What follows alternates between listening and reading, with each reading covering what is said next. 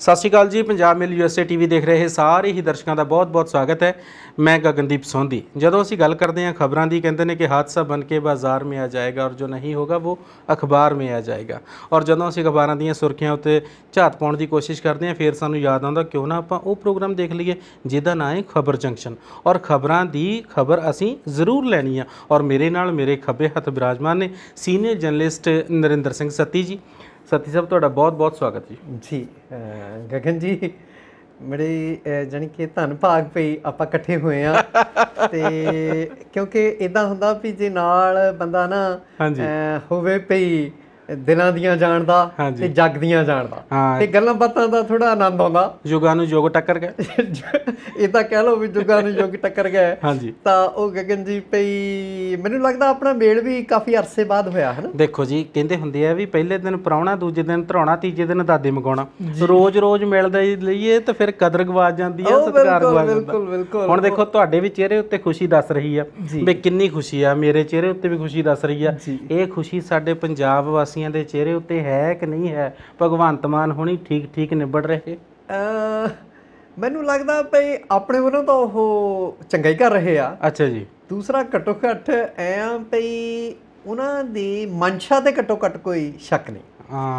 ਪਿਛਲੇ ਦਿਨੀ ਵੀ ਅਸੀਂ ਇਸ ਪ੍ਰੋਗਰਾਮ 'ਚ ਗੱਲ ਕਰਦੇ ਸੀਗੇ ਜੀ ਭਈ ਇੱਕ ਜ਼ਿਲ੍ਹੇ ਦਾ ਪੁਲਿਸ ਮੁਖੀ ਮਿਲਦਾ ਹੈ, ਮਿੱਤਰ ਪਿਆਰਾ, ਇੱਦਾਂ ਕਿਤੇ ਬੈਠੇ ਆ ਆਥਣ ਵੇਲੇ, ਤਾਂ ਉਹ ਕਹਿੰਦੇ ਭਈ ਭਾਈ ਬਾਕੀ ਜੋ ਮਰਜ਼ੀ ਆ ਵੀ ਮੇਰੇ ਕੰਮ 'ਚ ਦਖਲਅੰਦਾਜ਼ੀ ਕੋਈ ਨਹੀਂ। ਭਈ CM ਸਾਹਿਬ ਵੱਲੋਂ ਸਿੱਧੀਆਂ ਹਦਾਇਤਾਂ ਆ ਸਾਨੂੰ SSPs ਨੂੰ ਵੀ ਕਿਸੇ ਦੀ ਨਹੀਂ ਸੁਣਨੀ। ਅੱਛਾ ਜੀ। ਕਿਸੇ ਸਿਆਸਤਦਾਨ ਦੀ ਨਹੀਂ ਸੁਣਨੀ। ਜੋ ਤੁਹਾਨੂੰ ਕਾਨੂੰਨ ਮੁਤਾਬਕ ਜਾਂ ਆਪਣੀ ਸੋਝੀ ਮੁਤਾਬਕ ਠੀਕ ਲੱਗਦਾ ਉਹ ਕਰੋ ਜ਼ਿਲ੍ਹਿਆਂ 'ਚ। ਠੀਕ ਹੈ। ਫਿਰ ਉਹ ਕਹਿੰਦੇ ਭਈ SHO ਅੱਗੇ ਵੱਡੀਆਂ ਦੇ ਕੇ ਲੱਗਦੇ ਸੀ। ਬਿਲਕੁਲ। MLA ਲੋਕਲ ਜਥੇਦਾਰ ਸਿਫਾਰਸ਼ਾਂ ਕਰਦੇ ਹੁੰਦੇ ਸੀ। ਬਿਲਕੁਲ। ਹੁਣ ਕਹਿੰਦੇ ਕੋਈ SHO ਵੱਡੀ ਦੇਣੀ ਤਾਂ ਦੂਰ ਦੀ ਗੱਲ, ਲੱਗਣ ਨੂੰ ਹੀ ਤਿਆਰ ਨਹੀਂ। ਆਹ ਦੇਖ ਲਓ, ਤੁਹਾਡੀਆਂ ਗੱਲਾਂ ਤੋਂ ਨਾ ਮੈਂ ਥੋੜਾ ਜਿਹਾ ਪਿੱਛੇ ਚਲੇ ਜਾਣਾ, ਫਿਰ ਨਾ ਤੁਸੀਂ ਕਿਉਂ ਦੱਸਿਆ ਨਹੀਂ। ਨਹੀਂ ਮੈਂ ਹੁਣ ਇਹੀ ਦੱਸਣ ਲੱਗਾ। ਇੱਕ ਮੈਨੂੰ ਨਾ ਬਾਦਲ ਸਰਕਾਰ ਦਾ ਵੇਲਾ ਚੇਤੇ ਆ ਗਿਆ, ਜਿਸ ਵੇਲੇ ਨਾ ਇੱਕ ਥਾਣੇ ਉੱਤੇ 4 ਜਥੇਦਾਰ ਲਾਏ ਜਾਂਦੇ ਹੁੰਦੇ ਸੀਗੇ। ਬਿਲਕੁਲ। ਔਰ ਥਾਣੇਦਾਰ ਦੀ ਚੱਲਦੀ ਨਹੀਂ ਹੁੰਦੀ ਸੀਗੀ। ਮੈਂ ਕਿਹਾ ਪਿੰਡ ਦੇ ਵਿੱਚ ਦੋ ਗਰੀਬਾਂ ਨੂੰ ਆਪਸ ਵਿੱਚ ਹੀ ਲੜਾ ਕੇ ਦੋਨਾਂ ਦਾ ਇੱਕ ਜਥੇਦਾਰ ਨੇ ਫੈਸਲਾ ਕਰਾਉਣਾ, ਦੋਨਾਂ ਨੂੰ ਰੁਪਈਆ 10-10 ਹਜ਼ਾਰ ਦੇਣਾ, ਉਹਦੇ ਵਿੱਚੋਂ 10,000 ਰੁਪਈਆ ਜਿਹੜਾ ਹੈ ਉਹ ਥਾਣੇਦਾਰ ਨੂੰ ਪਹੁੰਚਦਾ ਕਰ ਦੇਣਾ, 10,000 ਦਾ, ਤੇ ਦੋਨੇ ਕਰਜ਼ਾਈ ਹੋ ਗਏ ਉਹ ਜਿਹੜੇ ਗਰੀਬ ਪਿੰਡ ਦੇ। ਜਿਹੜੇ ਜਥੇਦਾਰ ਸੀਗੇ ਵੋਟਾਂ ਵੀ ਪੱਕੀਆਂ ਹੋ ਗਈਆਂ, ਥਾਣੇਦਾਰਾਂ ਨੂੰ ਦਬਕੇ ਮਾਰਦੇ ਹੁੰਦੇ ਸੀ। ਦੇਖੋ ਕਿਦਾਂ ਦਾ ਦੌਰ ਸੀ ਹੈ। ਉਸ ਦੌਰ 'ਚ DSP ਵੱਡੀਆਂ ਦੇ ਕੇ ਲੱਗਦੇ ਸੀ ਸਬ ਡਿਵੀਜ਼ਨ ਦੇ ਵਿੱਚ, ਹਨਾ। ਹਾਂਜੀ। ਆਧਾਰ ਨਾ ਆਇਆ, ਹਨਾ। ਬਿਲਕੁਲ। ਪਿੱਛੇ ਜਿਹੇ ਅਖਬਾਰਾਂ 'ਚ ਵੀ ਆਇਆ ਸੀਗਾ ਭਈ SHO ਜਿਹੜਾ ਆ ਉਹ 2 ਤੋਂ 5 ਲੱਖ ਵੱਡੀ ਦਿੰਦਾ ਲੱਗਣ ਨੂੰ, ਤੇ ਜਿਹੜਾ ਡਿਪਟੀ ਆ ਉਹ 5 ਤੋਂ 10 ਲੱਖ ਵੱਡੀ। ਵਧਾ ਲਓ ਗੱਲ ਥੋੜੀ ਜਿਹੀ ਹੋਰ ਤੋਰ ਲਓ, ਆ ਜਾਓ ਕੈਪਟਨ ਸਾਹਿਬ ਤੱਕ ਆ ਜਾਓ। ਹਾਂਜੀ। ਫੇਰ ਕਹਿਣਾ PCS ਵਾਲੇ ਜਿਹੜੇ ਹੈਗੇ ਉਹ ਜਾਲੀ ਰੱਖੇ ਹੋਏ ਸੀਗੇ, ਫੇਰ ਜੇਲਾਂ ਹੁੰਦੀਆਂ। ਕਰੋੜਾਂ ਰੁਪਈਆ ਦੇ ਕੇ ਹਾਂਜੀ ਰਵੀ ਸਿੱਧੀ ਵੇਲੇ ਦੇਖ ਲਓ ਭਈ ਸਾਰੇ ਹੀ ਫਰਕ ਕਰਤੇ ਉਹਨਾਂ ਨੇ ਜ਼ਿੰਮੇਵਾਰੀ ਤੋਂ। ਹੁਣ ਤੁਸੀਂ ਦੇਖ ਲਓ ਵੀ ਜੇ ਇੱਦਾਂ ਦਾ ਮਾਹੌਲ ਹੋਵੇ, ਇਸ ਤਰ੍ਹਾਂ ਦੇ ਮਾਹੌਲ ਦੇ ਵਿੱਚ 92 ਸੀਟਾਂ ਲੈ ਕੇ ਆਉਣਾ ਔਰ ਪੂਰੀ ਜਿੱਤ ਦਰਜ ਕਰਕੇ ਬਹੁਮਤ ਹਾਸਲ ਕਰਕੇ ਫਿਰ ਆਮ ਆਦਮੀ ਪਾਰਟੀ ਦਾ ਆਪਣੇ ਤਾਜ ਉੱਤੇ ਆ ਕੇ ਬੈਠ ਜਾਣਾ, ਤੇ ਹੁਣ ਭਗਵੰਤ ਮਾਨ ਦੀ ਕਾਰਗੁਜ਼ਾਰੀ, ਹੁਣ ਉੱਥੇ ਸਵਾਲ ਵਿਰੋਧੀ ਪਾਰਟੀ ਕਰ ਰਹੀਆਂ ਜੀ। ਗੱਲ ਇੱਦਾਂ ਆ ਭਈ ਪਹਿਲੀ ਗੱਲ ਤਾਂ ਇਹ ਆ, ਜਿਹੜੀਆਂ ਰਵਾਇਤੀ ਸਿਆਸੀ ਪਾਰਟੀਆਂ ਸੀ ਦੋਵੇਂ, ਹਾਂਜੀ, ਅਕਾਲੀ ਤੇ ਕਾਂਗਰਸ, ਬਾਰੀ ਬੰਨੀ ਸੀ ਉੱਤਰ ਕਾਟੋ ਮੈਂ ਚੜਾ, ਹਨਾ। ਹਾਂਜੀ। ਭਈ 5 ਸਾਲ ਤੁਸੀਂ ਰਾਜ ਭਾਗ ਮਾਣੋ, 5 ਸਾਲ ਅਸੀਂ ਮਾਣਾਂਗੇ, ਲੋਕਾਂ ਨੂੰ ਕੁੱਟੋ, ਮਾਰੋ, ਮਾਨਾਈਆਂ ਕਰੋ, ਪੁਸ਼ਤਾਂ ਲਈ ਪੈਸੇ ਜੋੜੋ, ਠੀਕ ਆ, ਆਪਣੇ ਭੱਤੇ ਵਧਾਓ। ਜਦੋਂ ਭੱਤੇ ਵਧਾਉਣ ਦੀ ਗੱਲ ਆਉਂਦੀ ਸੀ ਉਦੋਂ ਵਿਰੋਧੀ ਧਿਰ ਤੇ ਹਾਕਮ ਇਕੱਠੇ ਹੋ ਜਾਂਦੇ ਸੀ, ਹਨਾ। ਕਦੀ ਕਿਸੇ ਨੇ ਉਜ਼ਰ ਨਹੀਂ ਸੀ ਕੀਤਾ ਵੀ ਆਹ ਭੱਤੇ ਵਧਾਉਣੇ ਆ, ਘਟਾਉਣੇ ਆ, ਨਵੀਆਂ ਗੱਡੀਆਂ ਲੈਣੀਆਂ, ਚਾਹੇ ਇਨੋਵਾ ਹੋਵੇ ਚਾਹੇ ਕੋਈ ਹੋਰ ਹੋਵੇ, ਤਾਂ ਫਟਾਫਟ ਹੀ ਉਹ ਮਤੇ ਪਾਸ ਹੋ ਜਾਂਦੇ ਹੁੰਦੇ ਸੀ ਵਿਧਾਨ ਸਭਾ ਦੇ ਵਿੱਚ, ਹਨਾ। ਜਿੱਦਾਂ ਦੀ ਇੱਛਾ ਹੋਵੇ। ਫਿਰ ਭਈ ਅਕਾਲੀ ਕਾਂਗਰਸੀਆਂ ਨੂੰ ਦਬਕੇ ਮਾਰਦੇ ਹੁੰਦੇ ਸੀਗੇ। ਹਾਂਜੀ। ਜਦੋਂ ਸਾਡਾ ਮਤਲਬ ਰਾਜ ਭਾਗ ਆਇਆ ਅਸੀਂ ਤੁਹਾਨੂੰ ਅੰਦਰ ਦੇਵਾਂਗੇ, ਹਨਾ। ਬਿਲਕੁਲ ਜੀ। ਤੇ ਜਿਹੜੇ ਕਾਂਗਰਸੀ ਆ ਉਹ ਅਕਾਲੀਆਂ ਨੂੰ ਮਾਰਦੇ ਹੁੰਦੇ ਸੀ, ਕੀਤਾ ਕਰਾਇਆ ਕੁਛ ਨਹੀਂ। ਜੇ ਕਿਤੇ ਅੰਦਰ ਗਏ ਆਏ ਵੀ ਉਹ ਵੀ ਲੋਕੀ ਕਹਿੰਦੇ ਆ ਭਈ ਇਹ ਜਾਣੀ ਕਿ ਅੱਖਾਂ ਪੁੰਝਣ ਨੂੰ ਲੋਕਾਂ ਦੀਆਂ ਗੂੰਗੀ ਕਬੱਡੀ ਆ ਵੀ ਇੱਕ ਦੂਜੇ ਨੂੰ ਕਹੀ ਜਾਣਾ ਹੈ, ਫੇਰ ਕਹਿਣਾ ਲੰਬੜਾਂ ਦੇ ਮੁੰਡੇ ਦਾ ਕਸੂਰ ਹੈ ਨਾ। ਬਿਲਕੁਲ। ਉਹ ਜਿਹੜੀ ਵਿਥਿਆ ਹੈਗੀ ਹੈ ਨਾ ਬਾਰ-ਬਾਰ ਚਲਾਈ ਜਾਣੀ ਜੀ, ਤੇ ਲੋਕੀ ਸਮਝਣ ਲੱਗ ਪਏ ਸੀਗੇ ਵੀ ਇਹ ਯਾਰ ਇਹ ਲੋਕ ਸਾਨੂੰ ਹੁਣ ਮੂਰਖ ਬਣਾਉਂਦੇ ਆ। ਸਤੀ ਜੀ, ਇੱਕ ਗਰੀਬ ਬੰਦਾ ਸੁੱਤਾ ਜੀ, ਸੌਂ ਗਿਆ, ਚੁੱਪ ਕਰਕੇ ਸੌਂ ਗਏ। ਉਹਦੇ ਉੱਤੇ ਬੱਤੀ ਹੈ ਨਹੀਂ ਸੀਗੀ, ਬੇਲਾ ਕਿਹੜਾ ਉਹ ਤੁਸੀਂ ਆਪ ਦੇਖ ਲੈਣਾ, ਲਾਈਟ ਹੈ ਨਹੀਂ ਸੀਗੀ, ਉਹ ਸੁੱਤਾ ਆ। ਉਹਦੇ ਉੱਤੇ ਆ ਕੇ ਬਹਿ ਗਿਆ ਮੱਛਰ ਜੀ, ਠੀਕ ਹੈ ਜੀ। ਮੱਛਰ ਕਿਸੇ ਤੁਹਾਡੇ ਵਰਗੇ ਕੋਈ ਸੀਗਾ ਕੋ ਹਮਦਰਦ ਬੰਦਾ, ਕੋ ਦਿਲ ਦਾ ਉਹਦਾ ਪਸੀਜ ਗਿਆ, ਯਾਰ ਇਹਦੇ ਤਾਂ ਮੱਛਰ ਬੈਠਾ ਆ ਜੀ, ਹੈ ਇਹਨੂੰ ਮੈਂ ਜਾ ਕੇ ਉਡਾ ਦਿੰਦਾ। ਉਹਨੇ ਜਾ ਕੇ ਐਂ ਕਰਕੇ ਮੱਛਰ ਉਡਾ ਦਿੱਤਾ। ਗਰੀਬ ਬੰਦਾ ਗਲ ਪੈ ਗਿਆ ਜੀ, ਕਹਿੰਦਾ ਤੂੰ ਮੇਰੇ ਉੱਤੋਂ ਮੱਛਰ ਉਡਾਇਆ ਤਾਂ ਉਡਾਇਆ ਕਿਉਂ? ਕਹਿੰਦਾ ਵੀ ਕੀ ਗੱਲ ਕੀ ਹੈ ਵੀ ਤੂੰ ਤੇਰੇ ਉੱਤੇ ਬੈਠਾ ਸੀਗਾ ਮੈਂ ਉਡਾ ਦਿੱਤਾ ਹੈ? ਕਹਿੰਦਾ ਭਾਈ ਉਹ ਮੱਛਰ ਸੀਗਾ, ਉਹ ਆਰਾਮ ਨਾਲ ਆਪਣਾ ਮੇਰਾ ਖੂਨ ਪੀ ਕੇ ਨਾ ਚੁੱਪ ਕਰਕੇ ਤਾਂ ਹੁਣ ਉੱਤੇ ਬੈਠਾ ਸੀ ਜੀ, ਹੈ ਨਾ। ਹੁਣ ਜਿੱਦਾਂ ਉਡਾ ਦਿੱਤਾ ਤੁਸੀਂ, ਹੁਣ ਹੋਰ ਮੱਛਰ ਆ ਜਾਓ ਖੂਨ ਪੀਣ ਵਾਸਤੇ ਜੀ। ਸੋ ਗੱਲ ਇੱਦਾਂ ਸੀਗਾ ਵੀ ਇਹ ਜਿਹੜੀਆਂ ਰਵਾਇਤੀ ਪਾਰਟੀਆਂ ਸੀ ਨਾ, ਪਹਿਲੀ ਗੱਲ ਤਾਂ ਇਹ ਆ ਵੀ ਇਹ ਹੁਣ ਸੱਤਾ ਤੋਂ ਇੱਦਾਂ ਲਾਂਭੇ ਕੀਤੀਆਂ ਲੋਕਾਂ ਨੇ, ਬਿਲਕੁਲ ਹਾਸ਼ੀਏ ਤੋਂ ਵੀ ਪਰੇ ਕਿਤੇ ਤੱਕ ਦਿੱਤੀਆਂ ਹਨ, ਤੇ ਉਹ ਉਹਨਾਂ ਦੀ ਬਰਦਾਸ਼ਤ ਤੋਂ ਬਾਹਰ ਆ ਜੀ। ਨਿੱਕੀ ਨਿੱਕੀ ਗੱਲ ਨੂੰ ਉਭਾਰਦੇ ਆ ਮਾਨ ਸਰਕਾਰ ਦੀ ਨੂੰ, ਠੀਕ ਹੈ। ਠੀਕ ਆ, ਸਰਕਾਰ ਦੀ ਆਲੋਚਨਾ ਕਰਨੀ ਹੁੰਦੀ ਆ, ਵਿਰੋਧੀ ਧਿਰ ਵੀ ਇੱਕ ਸਟਰੋਂਗ ਹੋਣੀ ਚਾਹੀਦੀ ਆ ਜੀ, ਪਰ ਉਹ ਸਿਰਫ ਵਿਰੋਧ ਕਰਨ ਲਈ ਵਿਰੋਧ ਨਾ ਹੋਵੇ, ਉਹ ਵਿਰੋਧ ਦੇ ਵਿੱਚ ਕੁਝ ਦਮ ਹੋਣਾ ਚਾਹੀਦਾ।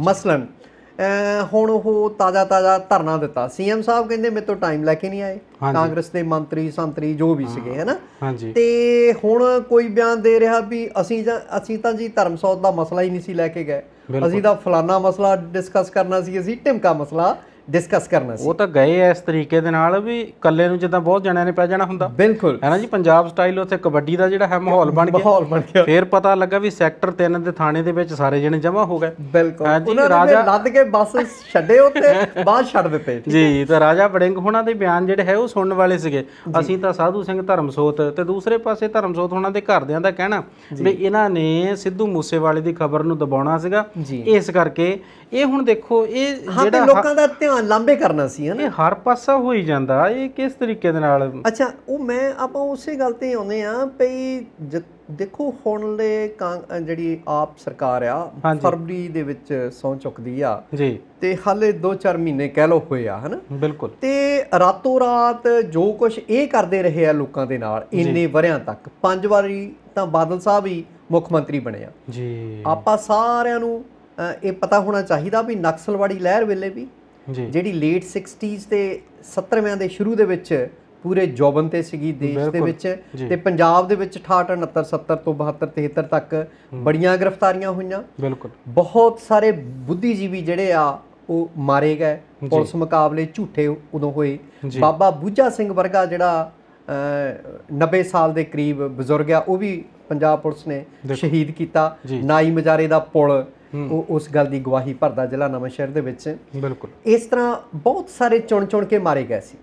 78 ਵੇਲੇ ਤੁਸੀਂ ਦੇਖ ਲਓ, ਜਦੋਂ ਨਿਰੰਕਾਰੀ ਕਾਂਡ ਹੋਇਆ, ਉਦੋਂ ਵੀ ਬਾਦਲ ਸਾਹਿਬ ਹੀ ਸੀਗੇ, ਬਿਲਕੁਲ, ਠੀਕ ਹੈ। ਫਿਰ ਮਰਜੀਵੜਿਆਂ ਨੂੰ ਸੌਹਾਂ ਚੁਕਾ ਕੇ ਉਹਨਾਂ ਨੂੰ ਜੇਲ੍ਹਾਂ ਨੂੰ ਤੋੜਨ ਵਾਲੇ ਇਹ ਬਾਦਲ ਟੌੜਾ ਲੌਂਗੋਵਾਲ ਸੀਗੇ, ਹਨਾ। 84 ਚ ਆਪਰੇਸ਼ਨ ਬਲੂ ਸਟਾਰ ਹੁੰਦਾ, ਜੂਨ ਮਹੀਨੇ, ਤਾਜੀ ਘੱਲੂਘਾਰਾ ਦਿਵਸ ਜਿਹੜਾ ਮਨਾ ਕੇ ਹਟੇਗਾ ਕੌਮ, ਠੀਕ ਹੈ।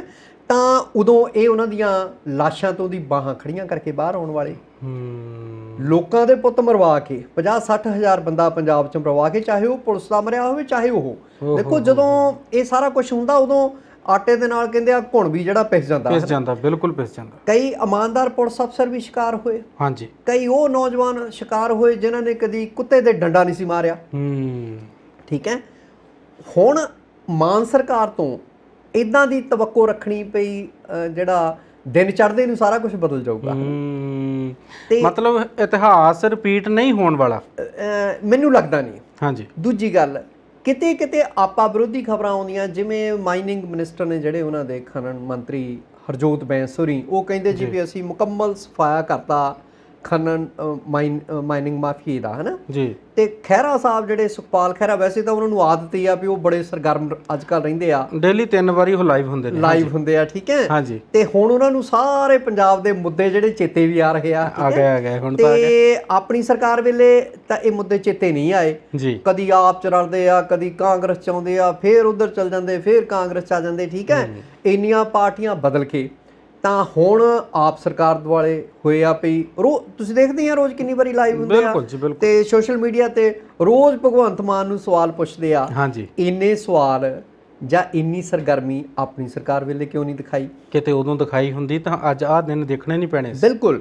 ਤੇ ਉਹ ਤਾਜ਼ਾ ਵੀ ਜਿਹੜੀ ਹਰਜੋਤ ਬੈਂਸ ਉਹਨਾਂ ਨੂੰ ਸੰਬੋਧਨ ਕਰਕੇ ਭਗਵੰਤ ਮਾਨ ਹੋਣਾ ਨੂੰ ਉਹਨਾਂ ਨੇ ਪਾਈ ਆ ਗਗਨ ਜੀ ਵੀ ਦੇਖੋ ਜੀ ਉਹ ਫਲਾਣੇ ਪਿੰਡ ਦੇ ਵਿੱਚ ਜਿਹੜਾ ਆ ਲੋਕ ਪਿੰਡ ਦੇ ਉਹ ਖਨਨ ਮਾਫੀਆ ਦੇ ਮਾਈਨਿੰਗ ਮਾਫੀਆ ਦੇ ਖਿਲਾਫ ਉੱਠ ਕੇ ਖੜੇ ਹੋਏ ਆ ਵੀ ਉੱਥੇ ਨਜਾਇਜ਼ ਹੋ ਰਹੀ ਆ। ਸੋ ਚਲੋ ਇੱਕਾ ਦੁੱਕਾ ਘਟਨਾਵਾਂ ਤਾਂ ਹੋ ਸਕਦੀਆਂ।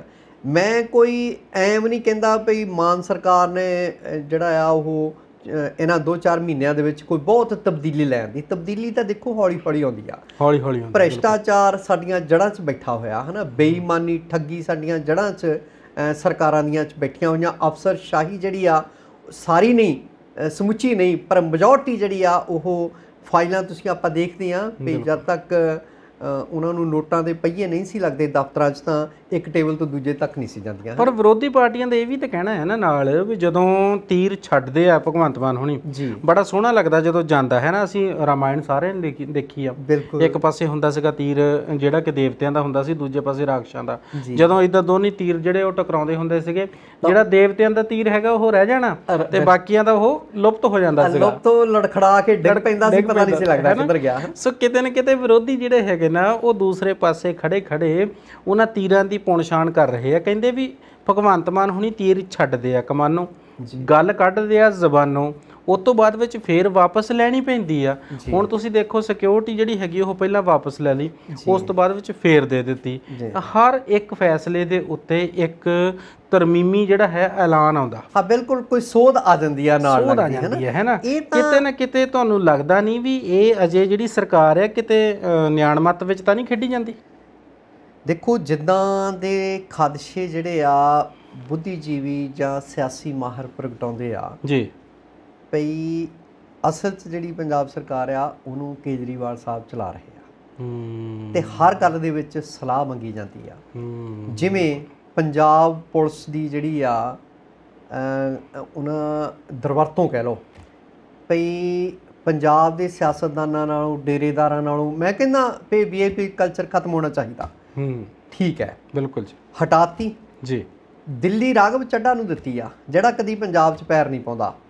ਠੀਕ ਹੈ, MP ਬਣ ਕੇ ਵੀ ਨਹੀਂ ਕਦੀ ਆਉਂਦਾ ਜੀ ਜੀ। ਤੇ 80-90 ਜਵਾਨ ਜਿਹੜੇ ਆ ਦਿੱਲੀ ਦੇ ਮੁੱਖ ਮੰਤਰੀ ਨਾਲ ਪੰਜਾਬ ਪੁਲਿਸ ਦੇ ਲਾਏ ਆ, ਕਿਉਂ ਲਾਏ ਹੋਏ ਆ, ਹੈ ਨਾ। ਦੂਸਰਾ, ਸਿੱਧੂ ਮੂਸੇਵਾਲਾ ਸਾਹਿਬ ਦੇ ਘਰ ਜਿਹੜੇ ਮਾਨ ਸਾਹਿਬ ਆ ਅਗਲੇ ਦਿਨ ਜਾਂਦੇ ਆ, ਇੱਕ ਦਿਨ ਪਹਿਲਾਂ ਕੇਜਰੀਵਾਲ ਸਾਹਿਬ ਕੋਲ ਜਾਂਦੇ ਆ ਦਿੱਲੀ, ਹੈ ਨਾ ਜੀ। ਇਸੇ ਤਰ੍ਹਾਂ ਆਮ ਕਿਹਾ ਜਾਂਦਾ ਵੀ ਪੰਜਾਬ ਪੁਲਿਸ ਦੇ ਮੁਖੀ ਜ਼ਿਲ੍ਹਿਆਂ ਦੇ, ਪੰਜਾਬ ਦੇ ਮੁੱਖ ਸਕੱਤਰ, ਉਹ ਸਾਰੇ ਹਾਜ਼ਰੀ ਕੇਜਰੀਵਾਲ ਸਾਹਿਬ ਕੋਲ ਲਵਾਉਂਦੇ ਆ, ਉਹਨਾਂ ਨੂੰ ਰਿਪੋਰਟਿੰਗ ਕਰਦੇ ਆ। ਹੋ ਸਕਦਾ ਇਹਨਾਂ ਗੱਲਾਂ 'ਚ ਕਿਸੇ ਹੱਦ ਤੱਕ ਸੱਚਾਈ ਹੋਵੇ ਜੀ। ਜਿਵੇਂ ਪਿੱਛੇ ਬਿਜਲੀ ਬੋਰਡ ਜਿਹੜੇ ਪੰਜਾਬ ਪਾਵਰ ਕਾਰਪੋਰੇਸ਼ਨ ਆ ਉਹਦੇ ਅਫਸਰ ਦਿੱਲੀ ਸੱਦੇ, ਹੈ ਨਾ ਜੀ, ਬਿਜਲੀ ਵਾਲੇ ਮੁੱਦੇ 'ਤੇ, ਤਾਂ ਦਿੱਲੀ ਵੀ ਕਿਉਂ ਜਾਂਦੇ ਆ ਉਹ ਪੰਜਾਬ ਦੇ ਅਫਸਰ? ਪੰਜਾਬ ਸਰਕਾਰ ਆ, ਆਪ ਦੀ ਸਰਕਾਰ ਆ, ਸਰਦਾਰ ਭਗਵੰਤ ਸਿੰਘ ਮਾਨ ਮੁੱਖ ਮੰਤਰੀ ਆ, ਜਵਾਬਦੇਹੀ ਪੰਜਾਬ ਦੇ ਲੋਕਾਂ ਨੂੰ ਜਾਂ ਪੰਜਾਬ ਸਰਕਾਰ ਨੂੰ ਆ ਜਾਂ ਦਿੱਲੀ ਜਾ ਕੇ ਕੇਜਰੀਵਾਲ ਸਾਹਿਬ ਨੂੰ ਆ? ਦੇਖੋ ਮੁੱਖ ਮੰਤਰੀ ਜਵਾਬਦੇਹ ਆ, ਪਰ ਜੇ ਫੈਸਲੇ ਦਿੱਲੀੋਂ ਆਉਣਗੇ, ਕਹਿੰਦੇ ਹੁੰਦੇ ਆ ਸਤੀ ਜੀ ਕਿ ਸਿੱਧਾ ਸਾਦਾ ਬਿਆਨ ਦੇਣਾ ਹੈ ਜੀ, ਹੱਕ ਖਾਦਾ ਤੇ ਨਾ ਖਾਣ ਦੇਣਾ ਹੈ। ਬਿਲਕੁਲ, ਮੇਰੀ ਗੱਲ ਸੁਣ ਕੇ ਵਿੱਚੇ ਤੁਸੀਂ ਬਿਲਕੁਲ ਨਹੀਂ ਕਹਿਣਾ, ਵਿਚਲੀ ਗੱਲ ਵੱਲ ਵੀ ਧਿਆਨ ਦੇਣਾ ਹੈ ਜੀ ਜੀ। ਇਹੀ ਦੋ ਲਾਈਨਾਂ ਨੇ ਬਿਲਕੁਲ। ਹਾਂਜੀ, ਜਿਹੜੀਆਂ ਚੀਜ਼ਾਂ ਸਾਨੂੰ ਦੇਖਣ ਵਾਲੀਆਂ ਨੇ, ਪਹਿਲੀ ਤਾਂ ਗੱਲ ਆ ਵੀ ਸਿੱਧਾ ਸਾਦਾ ਬਿਆਨ ਦੇਣਾ ਹੈ, ਹੱਕ ਖਾਦਾ ਤੇ ਨਾ ਖਾਣ ਦੇਣਾ ਹੈ, ਇਹ ਉਹਨਾਂ ਦੀ ਪਾਲਿਸੀ ਸੀਗੀ। ਬਿਲਕੁਲ। ਦੂਜਾ ਇਹ ਹੈਗਾ ਆ ਕਿ ਕਹਿੰਦੇ ਹੁੰਦੇ ਨਾ ਵੀ ਸ਼ੇਰ ਸੁਣ ਕੇ ਦਾਦ ਨਹੀਂ ਦੇਣੀ, ਤੇ ਵਿਚਲੀ ਗੱਲ ਵੱਲ ਵੀ ਧਿਆਨ ਦੇਣਾ ਹੈ। ਜਿਹੜੀ ਵਿਚਲੀ ਗੱਲ ਆ ਉਹ ਅੱਜ ਤੁਸੀਂ ਕਲੀਅਰ ਕਰ ਰਹੇ ਆ ਵੀ ਬਿਜਲੀ ਦਾ ਮੁੱਦਾ ਹੋਵੇ, ਚਾਹੇ ਉਹ ਅਧਿਆਪਕਾਂ ਦੀ ਭਰਤੀ ਦਾ ਮੁੱਦਾ ਹੋਵੇ। ਹਾਂਜੀ, ਹਾਲੇ ਤੁਸੀਂ ਦੇਖੋ ਟੈਂਕੀਆਂ ਤੇ ਚੜੇ ਹੋਏ ਆ, ਟੈਂਕੀਆਂ ਤੇ ਚੜੇ ਹੋਏ। ਇਹ ਕਹਿੰਦੇ ਸੀ ਧਰਨੇ ਪ੍ਰਦਰਸ਼ਨ ਹੋਣ ਨਹੀਂ ਦੇਣੇ, ਆਪਾਂ ਉਹ ਨੌਬ ਤੇ ਨਹੀਂ ਆਉਣ ਦੇਣੀ। ਤੁਸੀਂ ਇਹ ਦੇਖੋ ਕਿ ਜਦੋਂ ਚੰਨੀ ਸਾਹਿਬ ਮੁੱਖ ਮੰਤਰੀ ਬਣੇ ਜੀ, ਉਸ ਵੇਲੇ ਉਹਨਾਂ ਨੇ ਵਾਅਦਾ ਕੀਤਾ ਕਿ ਅਸੀਂ 36,000 ਮੁਲਾਜ਼ਮ ਜਿਹੜੇ ਉਹ ਪੱਕੇ ਕਰ ਦੇਣੇ। ਉਹ ਹੁਣ ਤੱਕ ਅਜੇ ਵੀ ਉਹ ਉਦਾਂ ਹੀ ਆ। ਬਿਲਕੁਲ। ਹਾਂਜੀ, ਭਗਵੰਤ ਮਾਨ ਹੋਣਾ ਦੀ ਸਰਕਾਰ ਆਈ, 35,000 ਬੰਦਾ ਜਿਹੜਾ ਹੈ ਉਹ ਕਹਿੰਦੇ ਅਸੀਂ ਪੱਕਾ ਕਰ ਦਿੱਤਾ, ਬੋਰਡ ਵੀ ਲੱਗ ਗਿਆ। ਚੰਨੀ ਸਾਹਿਬ ਦੇ ਵਾਂਗੂ ਬੱਲੇ ਬੱਲੇ ਵੀ ਕਰਾ ਲਈ, ਪਰ ਫਿਰ ਉਹ ਕੀ ਕਹਿੰਦੇ ਪਰਨਾਲਾ ਉੱਥੇ ਦਾ ਫਿਰ ਉੱਥੇ। ਹੁਣ ਤੁਸੀਂ ਦੇਖੋ ਵੀ 2011 ਦੇ ਵਿੱਚ ਕੇਸ ਇੱਕ ਹੋਇਆ, ਲੜਕੀਆਂ ਸੀਗੀਆਂ ਲੋਕਾਂ ਦੀਆਂ ਧੀਆਂ, ਸਿਰਫ 200 ਤੇ ਮੇਰਾ ਖਿਆਲ ਵੀ 19 ਜਾਂ 20 ਜਣੀਆਂ ਹੈਗੀਆਂ, ਉਹ ਵੀ ਸੜਕਾਂ ਤੇ ਅਜੇ ਤੱਕ ਬੈਠੀਆਂ ਨੇ, ਕੇਸ ਵੀ ਲੱਗਾ ਹੋਇਆ ਉਹਨਾਂ ਦਾ। ਕੋਰਟ ਵੱਲੋਂ ਆਰਡਰ ਵੀ ਆ ਚੁੱਕੇ ਨੇ, ਸਾਰਾ ਕੁਝ ਹੋਇਆ ਪਿਆ, ਪਰ ਫਿਰ ਵੀ ਉਹਨਾਂ ਨੂੰ ਅਪਾਇੰਟ ਨਹੀਂ ਕੀਤਾ ਜਾ ਰਿਹਾ। ਸੋ ਕਿਤੇ ਨਾ ਕਿਤੇ ਇਹ ਤੁਸੀਂ ਦੇਖ ਲਓ ਵੀ ਜੇ 2011 ਤੋਂ ਲੈ ਕੇ 22 ਤੱਕ ਦਾ 12 ਸਾਲਾਂ ਦਾ ਸਮਾਂ ਜਿਹੜਾ ਹੈ ਉਹ ਸਰਕਾਰਾਂ ਨੂੰ ਨਹੀਂ ਜਗਾ ਸਕਿਆ। ਤੁਹਾਡਾ ਕੀ ਖਿਆਲ ਹੈ ਵੀ ਭਗਵੰਤ ਮਾਨ ਹੁਣੀ ਹੁਣ ਜਾਗਣਗੇ? ਦੇਖੋ, ਜੇ ਨਹੀਂ ਜਾਗਦੇ ਤਾਂ ਫਿਰ ਇਹ ਜਿਹੜਾ ਮੌਕਾ ਆਪ ਵਾਲਿਆਂ ਦੇ ਹੱਥ ਆਇਆ ਹੈ ਨਾ ਰਾਜ ਭਾਗ ਮੰਨਣ ਦਾ ਜੀ, ਇਹ ਫਿਰ ਸ਼ਾਇਦ ਮੁੜ ਕੇ ਨਹੀਂ ਆਊਗਾ। ਜੇ ਸਰਕਾਰ ਗੰਭੀਰਤਾ ਨਾਲ, ਤਨਦੇਹੀ ਨਾਲ ਕੰਮ ਕਰੂਗੀ ਜੀ, ਫਿਰ ਅਗਲੀ ਵਾਰੀ ਵੀ ਸਰਕਾਰ ਬਣਾਉਣਗੇ। ਨਹੀਂ ਤਾਂ ਜੇ ਭਾਜਪਾ ਵਾਲੇ ਇਹਨਾਂ ਦੀ ਬਾਂਹ ਨਹੀਂ ਮਰੋੜਦੇ, ਮੈਨੂੰ ਇਦਾਂ ਲੱਗਦਾ ਵੀ ਸਾਲ 6 ਮਹੀਨੇ 2 ਸਾਲਾਂ ਬਾਅਦ ਭਾਜਪਾ ਵਾਲੇ ਇਹਨਾਂ ਦੀ ਬਾਂਹ ਮਰੋੜਨਗੇ। ਇਹਨਾਂ ਦੇ ਕੱਚੇ ਚਿੱਠੇ ਤਿਆਰ ਕਰਕੇ, ਜਿਵੇਂ ਇਹ ਹੁਣ ਜਿਹੜਾ ਵਿਰੋਧੀ ਧਿਰ ਦਾ ਕਰ ਰਹੇ ਆ, ਭਾਜਪਾ ਇਹਨਾਂ ਨੂੰ ਟੇਕੇ ਰਾਜ ਨਹੀਂ ਕਰਨ ਦਊਗੀ। ਹੋਣਾ ਵੀ ਚਾਹੀਦਾ, ਠੀਕ ਹੈ। ਤੇ ਕਿਉਂਕਿ ਉਧਰੋਂ ਤਾਂ ਅਕਾਲੀ ਭਾਜਪਾ ਵਿਰੋਧ ਕਰ ਰਹੇ ਆ, ਉਧਰੋਂ ਆਪ ਵੀ ਵਿਰੋਧ ਕਰ ਰਹੀ ਆ। ਬਿਲਕੁਲ। ਪਿਛਲੀ ਵਾਰੀ ਵੀ ਆਪਾਂ ਸਾਰੇ ਜਾਣਦੇ ਆ ਵੀ ਉਹ ਕਹਿੰਦੇ ਸੀਗੇ ਵੀ ਹੋਰ ਜਿਹੜਾ ਮਰਜ਼ੀ ਜਿੱਤ ਜਾਵੇ ਜੀ, ਆਪ ਨਹੀਂ ਜਿੱਤਣ ਦੇਣੀ। ਉਹਦਾ ਮਤਲਬ ਇਹੀ ਸੀਗਾ ਵੀ ਆਪ ਆ ਗਈ ਤਾਂ ਫਿਰ ਸਾਰਿਆਂ ਦੇ ਕੱਚੇ ਚਿੱਠੇ ਜਿਹੜੀ ਆ ਉਹ ਫਰੋਲੂਗੀ। ਜਿਵੇਂ ਧਰਮਸੋਤ ਹੋਣਾ ਦਾ ਧਰਮਸੋਤ ਹੋਰਾਂ ਦਾ, ਉਧਰ ਸੰਗਤ ਸਿੰਘ ਗਿਲਜੀਆਂ, ਹਾਲਾਂਕਿ ਮੈਂ ਉਹਨਾਂ ਨੂੰ ਬੜਾ ਇਮਾਨਦਾਰ ਔਰ ਬੜੇ ਅਮੀਰ ਆ ਉਹ। ਜੀ ਜੀ ਜੀ। ਉਹਨਾਂ ਦੇ ਤੁਹਾਨੂੰ ਪਤਾ ਵੀ ਕਿੰਨੇ ਗੈਸੋਲੀਨ ਸਟੇਸ਼ਨ ਨੇ ਅਮਰੀਕਾ ਦੇ ਵਿੱਚ, ਕਿੰਨੇ ਲਿਕਰ ਸਟੋਰ ਆ ਨਿਊਯਾਰਕ 'ਚ ਇਕੱਲਾ। ਤੇ ਉਹਨਾਂ ਨੂੰ ਵੀ ਇਦਾਂ ਦੀ ਕੋਈ ਭੁੱਖ ਹੋਏਗੀ ਪਈ। ਅੱਜ ਆਪਾਂ ਨਾ ਪਹਿਲੀ ਵਾਰੀ ਸਤੀ ਸਾਹਿਬ, ਮੈਂ ਮਾਫੀ ਚਾਹੁੰਦਾ ਕਿ ਆਪਾਂ ਨਾ ਪਹਿਲੀ ਵਾਰੀ ਅੱਜ ਕਾਮਰੇਡਾਂ ਦੀ ਗੱਲ ਕਰ ਦੇਣੀ ਜੀ। ਕਾਮਰੇਡਾਂ ਦਾ ਵੀ ਬਿਆਨ ਆ ਗਿਆ ਜੀ, ਕਹਿੰਦੇ ਵੀ ਇਹ ਨਾ ਜਿਹੜੇ ਹੈਗੇ ਆ ਨਾ ਇੱਕ ਵਰਗ ਦੇ, ਖਾਸ ਤੌਰ ਦੇ ਉੱਤੇ ਅਸੀਂ ਐਸਸੀ ਵਰਗ ਦੇ ਗੱਲ ਕਰੀਏ ਵੀ ਉਸ ਵਰਗ ਦੇ ਜਿੰਨੇ ਵੀ ਚੁਣੇ ਹੋਏ MLA MPs ਵਗੈਰਾ ਹੈਗੇ ਆ, ਉਹਨਾਂ ਨੂੰ ਇਹ ਕਿਤੇ ਨਾ ਕਿਤੇ ਟਾਰਗੇਟ ਕਰ ਰਹੀ ਹੈ ਸਰਕਾਰ ਜੀ। ਸੰਗਤ ਸਿੰਘ ਗਿਲਜੀਆਂ ਦੀ ਗੱਲ ਲੈ ਲਓ, ਹਾਂ, ਉਹ ਵੀ ਉਹਨਾਂ ਦੀ ਗੱਲ ਲੈ ਲਓ, ਬਿਲਕੁਲ। ਉਹ ਵੀ ਜੱਟ ਸਿੱਖ ਨਹੀਂਗੇ, ਲੁਬਾਣਾ ਬਰਾਦਰੀ, ਹਾਂਜੀ, ਲੁਬਾਣੀ ਸਿੱਖ ਨੇ। SC BC ਜਿਹੜੇ ਹੈਗੇ ਆ ਨਾ, ਉਹਨਾਂ ਨੂੰ ਇਹ ਜਿਹੜੇ ਆ ਇਹ ਵੀ ਵਿਚਾਰੇ ਮਾਤੜ ਆ, ਜਿਹੜੇ ਸਾਧੂ ਸਿੰਘ ਧਰਮਸੋਤ ਹੁਣੀ। ਮੈਂ ਵੈਸੇ ਡਰਦੇ ਨੇ ਕਾਮਰੇਡਾਂ ਦੀ ਗੱਲ ਛੇੜ ਲਈ। ਹਾਂਜੀ ਹਾਂਜੀ ਹਾਂਜੀ ਜੀ ਜੀ ਜੀ। ਆਪਣੇ ਸੁੱਖ ਨਾਲ ਫਗਵਾੜੇ ਲਾਗੇ ਆਪਣਾ ਸਹੁਰੇ ਆ ਉਹਨਾਂ ਦੇ ਜੀ ਜੀ, ਜਿਹੜੇ ਸਾਧੂ ਸਿੰਘ ਧਰਮਸੋਤ ਹੋਰੀਆਂ ਨਾ ਜੀ ਜੀ, ਲਖਪੁਰ ਸਾਨੀ ਪਿੰਡ ਪੈਂਦਾ ਜੀ। ਜਦੋਂ ਆਪਾਂ ਫਗਵਾੜਿਓਂ ਪਾਂਚਟੇ ਨੂੰ ਜਾਂਦੇ ਆ ਅੰਦਰੂਨ ਵੱਲ ਨੂੰ, ਤੇ ਅਮਲੋਕ ਤੇ ਹਾਮਲੋ ਇੰਨਾ ਕੁ ਦਾ ਪੰਜਾਬ ਆ ਹਨਾ, ਤੇ ਮਾਤੜ ਬੰਦਾ ਥੱਲਿਓਂ ਉੱਠਿਆ। ਕਈ ਵਾਰੀ ਦੇਖੋ, ਕਈ ਵਾਰੀ ਨਾ ਗੱਲ ਕੁਛ ਹੋਰ ਹੁੰਦੀ ਆ, ਹਾਂਜੀ, ਦਿਸਦੀ ਕੁਛ ਹੋਰ ਆ, ਪੇਸ਼ ਕੁਛ ਹੋਰ ਕੀਤਾ ਜਾਂਦਾ ਹੈ ਨਾ ਜੀ। ਤੇ ਕਈ ਵਾਰੀ ਆਹ ਜਿਹੜੀ ਤੁਹਾਡੀ ਗੱਲ ਆ ਨਾ ਕਾਮਰੇਡਾਂ ਦੇ ਬਿਆਨ ਵਾਲੀ, ਹਾਂਜੀ, ਪਈ ਟਾਰਗੇਟ ਉਹਨਾਂ ਲੋਕਾਂ ਨੂੰ ਕੀਤਾ ਜਾ ਰਿਹਾ, ਹਾਂਜੀ, ਠੀਕ ਹੈ। ਇਹਦੇ ਵਿੱਚ ਮੈਨੂੰ ਥੋੜਾ ਸੱਚ ਲੱਗਦਾ ਹੈਗਾ, ਸੱਚ ਲੱਗਦਾ ਹੈ ਨਾ।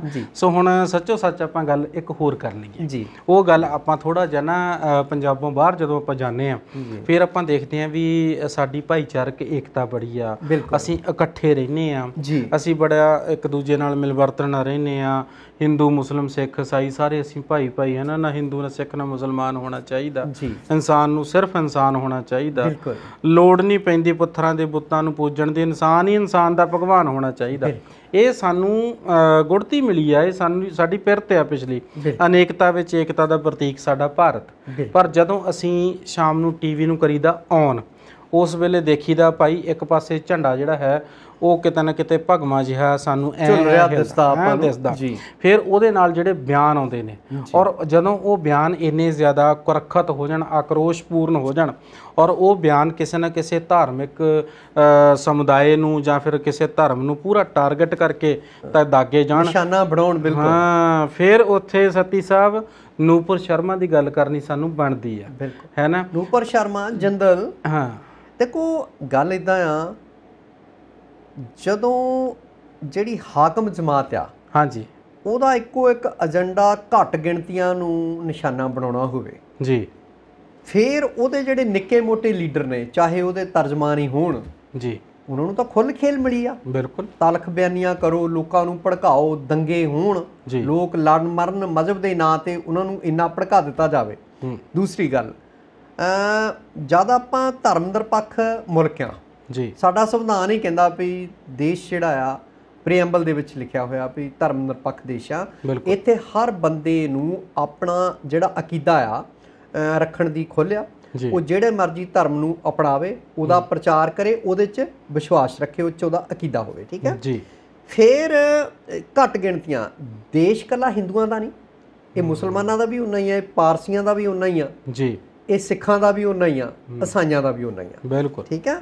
ਜਿੱਦਾਂ ਤੁਸੀਂ ਪਹਿਲਾਂ ਗੱਲ ਕੀਤੀ ਆ, ਏਕਤਾ ਅਨੇਕਤਾ 'ਚ ਏਕਤਾ ਵਾਲਾ ਮੁਲਕ ਆ ਆਪਣਾ, ਕਿੰਨੀਆਂ ਇੱਥੇ ਭਾਸ਼ਾਵਾਂ ਨੇ, ਕਿੰਨੇ ਧਰਮ ਆ, ਕਿੰਨੇ ਰੀਤੀ ਰਿਵਾਜਾਂ ਵਾਲੇ ਮੁਖਤਲਿਫ ਕਿਸਮਾਂ ਦੇ ਲੋਕ ਹਿੰਦੁਸਤਾਨ ਦੇ ਵਿੱਚ ਵਸਦੇ ਨੇ, ਹੈ ਨਾ। ਝੰਡਾ ਇੱਕ ਆ ਸਾਡਾ, ਝੰਡਾ ਇੱਕ ਆ।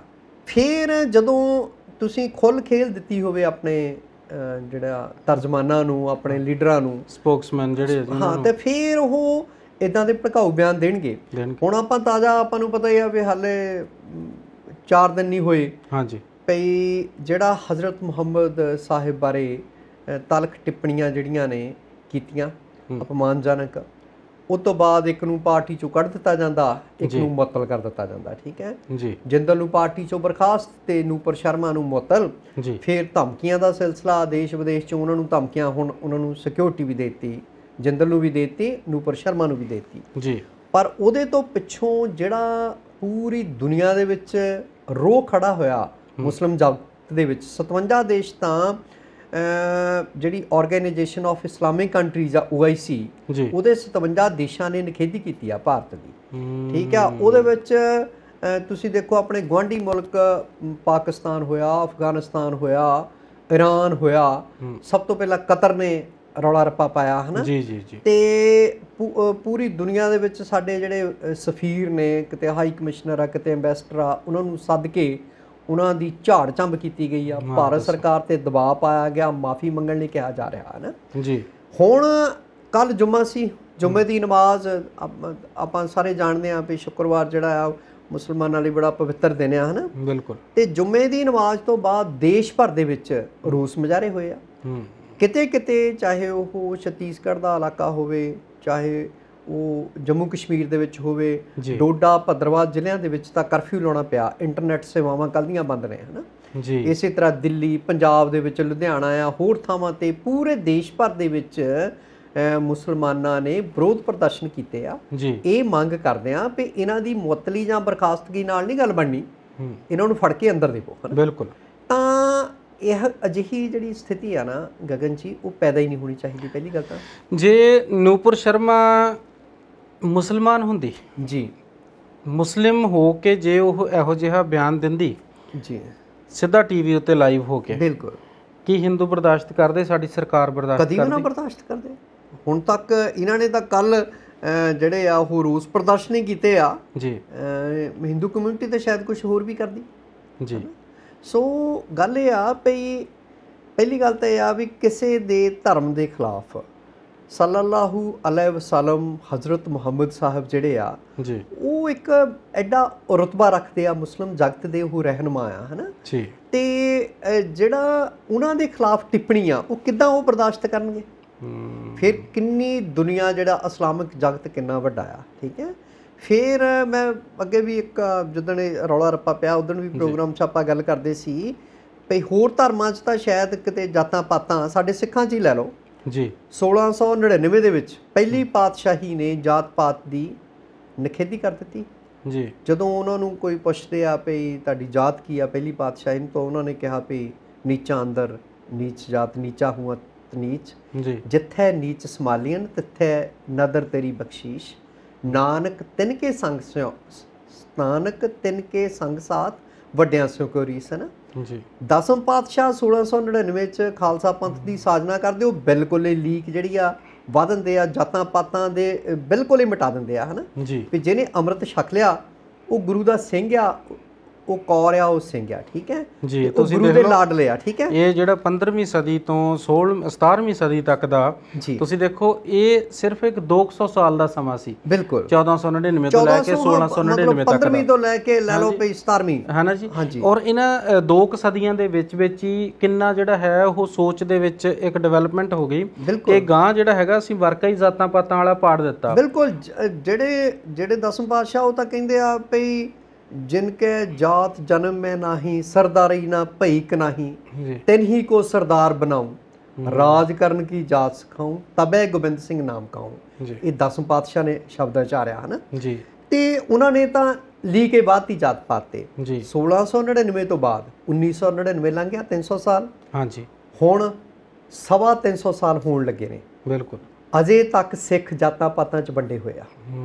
ਠੀਕ ਹੈ, ਆ ਜੀ ਜੱਟ ਸਿੱਖ ਆ, ਆ ਰਾਮਗੜੀਏ ਸਿੱਖ ਆ ਜੀ, ਆ ਰਵਿਦਾਸੀਏ ਸਿੱਖ ਆ ਜੀ, ਆ ਜਲਾਹੇ ਸਿੱਖ ਆ ਜੀ, ਆ ਬਣਜਾਰੇ ਸਿੱਖ ਆ ਜੀ, ਆਹ ਲਬਾਣੀ ਸਿੱਖ ਆ ਜੀ। ਔਰ ਇਹ ਜੇ ਅਸੀਂ ਅੰਤਰਜਾਤੀ ਵਿਆਹ ਨਹੀਂ ਹੋ ਰਹੇ, ਕਿਤੇ ਹੋਇਆ ਵੀ ਕਿਤੇ 1.5-2% ਹੁੰਦੇ ਹੋਣਗੇ। ਫਿਰ ਖਾਲਸ ਜਿੱਦਾਂ ਹੁਣ ਇੱਕ ਜ਼ਾਤ ਨੂੰ ਵੀ ਲੈ ਕੇ ਚੱਲੀਏ ਨਾ, ਬਿਲਕੁਲ ਵੈਸੇ ਆਪਾਂ ਇੱਥੇ ਕੋਈ ਜ਼ਾਤਾਂ ਦਾ ਵਖਰੇਵਾ ਨਹੀਂ ਕਰਦੇ, ਪਰ ਫਿਰ ਵੀ ਤੁਸੀਂ ਇਹ ਦੇਖੋ ਕਿ ਇੱਕ ਸਿੱਖੀਜ਼ਮ ਨੂੰ ਲੈ ਕੇ ਚੱਲਦੇ ਇੱਕ ਸੰਪਰਦਾ ਅਲੱਗ ਬਣ ਗਈ ਸ਼੍ਰੀ ਚੰਦ ਜੀ ਵਾਲੀ, ਬਿਲਕੁਲ ਜੀ, ਇੱਕ ਲక్ష్ਮੀ ਦਾਸ ਵਾਲੀ ਬਣ ਗਈ। ਹਾਂਜੀ, ਫਿਰ ਉਹ ਨਿਰਮਲੇ ਆ ਗਏ ਅੱਗੇ, ਹਾਂ ਨੀਲ ਧਾਰੀਏ ਆ ਗਏ, ਹਾਂਜੀ ਪਿਪਣਾਲੀ ਵਾਲੇ ਆ ਗਏ, ਬਿਲਕੁਲ ਅਲੱਗ। ਤਾਂ ਇਹ ਮੈਂ ਤਾਂ ਕਰਦਾ ਵੀ ਇਸਲਾਮ ਦੇ ਵਿੱਚ ਹਾਂਜੀ ਘੱਟੋ ਘੱਟ ਜਾਤਾਂ ਭਾਵੇਂ ਹੈਗੀਆਂ ਨੇ, ਆਪਣੇ ਗੁਆਂਢੀ ਮੁਲਕ 'ਚ ਵੀ ਹੈਗੀਆਂ ਜਾਤਾਂ, ਪਾਕਿਸਤਾਨ 'ਚ ਵੀ ਹੈਗੀਆਂ, ਪਰ ਜ਼ਿਆਦਾ ਤੌਰ ਤੇ ਉਹਨਾਂ 'ਚ ਇੰਨੇ ਵਖਰੇਵੇਂ ਨਹੀਂ ਹੈਗੇ, ਤੇ ਉਹ ਮਤਲਬ ਇੱਕੋ ਹੁੱਕਾ ਜਿਹੜਾ ਆ ਉਹ 100 ਜਣਾ ਬੈਠਾ ਪੀ ਸਕਦਾ, ਚਾਹੇ ਉਹ 'ਚ ਕੋਈ ਹੇਠਲੇ ਵਰਗ ਦਾ ਹੋਵੇ ਤੇ ਚਾਹੇ ਉੱਪਰਲੇ ਵਰਗ ਦਾ। ਸਰ ਸਿਕੰਦਰ ਹਯਾਤ ਖਾਨ ਦੀ ਮੈਂ ਹਾਲੇ ਉਦਾਹਰਨ ਦਿੱਤੀ ਸੀ ਕੱਲ ਪਰਸੋਂ, ਕਿ ਉਹ ਮੁਸਲਮਾਨ ਸੀਗੇ, ਤਾਂ ਉਹਨਾਂ ਦੇ ਘਰ ਕੋਈ ਉਹਨਾਂ ਦੇ ਬੇਟੇ ਦਾ ਦੋਸਤ ਬਲਰਾਜ ਸਾਨੀ ਜਾਂਦਾ ਤੇ ਕਹਿੰਦਾ ਵੀ ਜਿਹੜਾ ਸਾਨੂੰ ਤਾਂਗੇ ਵਾਲਾ ਲੈ ਕੇ ਆਇਆ ਉਹ ਵੀ ਉੱਥੇ 2 ਸੂਟੇ ਹੁੱਕੇ ਦੇ ਲਾ ਕੇ ਚਲੇ ਗਿਆ, ਉਸੇ ਹੁੱਕੇ ਦੇ ਜਿਹੜਾ ਉਹ ਸਾਰੇ ਹੀ ਪੀ ਰਹੇ ਆ, ਹਨਾ। ਸੋ ਇਸਲਾਮ ਦੇ ਵਿੱਚ ਐਸ ਸੱਚ ਬਰਦਾਸ਼ਤ ਕਰਨ ਦਾ ਮਾਦਾ ਹੈਗਾ ਜੀ। ਤੇ ਤੁਸੀਂ ਦੇਖੋ ਇੱਕੋ ਥਾਲੀ 'ਚੋਂ ਖਾਂਦੇ ਨੇ, ਹਨਾ। ਮੁਸਲਮਾਨ ਕਦੀ ਤੁਸੀਂ ਖਾਂਦੇ ਦੇਖੋ, ਜਦੋਂ ਉਹ ਰੋਟੀ ਪਾਣੀ ਸਾਫ਼ ਪਛਾਉਂਦੇ ਨੇ ਆਪਣੀ, ਤਾਂ ਉਹ ਇੱਕ ਪਰਾਤ, ਇੱਕ ਮਤਲਬ ਸਾਰਾ ਕੁਝ ਇਕੱਠਾ, ਹਨਾ। ਹਾਲਾਂਕਿ ਹੁਣ ਮਾਡਰਨ ਜ਼ਮਾਨੇ ਆ ਗਏ ਆ, ਗੱਲਾਂ ਹੋਰ ਨੇ, ਪਰ ਅੱਜ ਵੀ ਜਾਣੀ ਕਿ ਜਦੋਂ ਕਿਤੇ ਕੋਈ ਦਾਵਤਾਂ ਹੁੰਦੀਆਂ ਹੋਰ ਹੁੰਦੀਆਂ ਤਾਂ ਉਹ ਸਾਂਝੇ ਭਾਂਡੇ 'ਚੋਂ ਖਾਂਦੇ ਨੇ, ਹਨਾ ਜੀ। ਤਾਂ ਤੁਸੀਂ ਇਸ ਤਰ੍ਹਾਂ ਕਿਸੇ ਵੀ ਧਰਮ ਬਾਰੇ, ਚਾਹੇ ਉਹ ਸਿੱਖ ਧਰਮ ਹੈ, ਚਾਹੇ ਹਿੰਦੂਆਂ ਬਾਰੇ ਕੋਈ ਹੋਰ ਬੋਲੇ ਜਾਂ ਸਿੱਖਾਂ ਬਾਰੇ ਕੋਈ ਬੋਲੇ, ਸਿੱਖ ਕਿਸੇ ਬਾਰੇ ਬੋਲਣ, ਇਸਲਾਮ ਬਾਰੇ ਕੋਈ ਇਹੋ ਜਿਹੀਆਂ ਟਿੱਪਣੀਆਂ ਜਿਹੜੀਆਂ ਆ ਉਹ ਕਿਉਂ ਕੋਈ ਬਰਦਾਸ਼ਤ ਕਰੂਗਾ? ਅੱਛਾ ਸਤੀ ਸਾਹਿਬ, ਸ਼ਾਮ ਨੂੰ ਜਦੋਂ ਟੀਵੀ ਔਨ ਕਰੀਦਾ ਜੀ, ਡਰ ਲੱਗਦਾ ਜੀ ਵੀ ਸਾਡਾ ਕਿਤੇ ਪੰਗਾ ਤਾਂ ਨਹੀਂ ਪੈ ਗਿਆ ਕਿਤੇ ਜੀ, ਭਾਰਤ ਨੂੰ ਖਤਰਾ ਕਿਹਦੇ ਤੋਂ ਹਾਂਜੀ।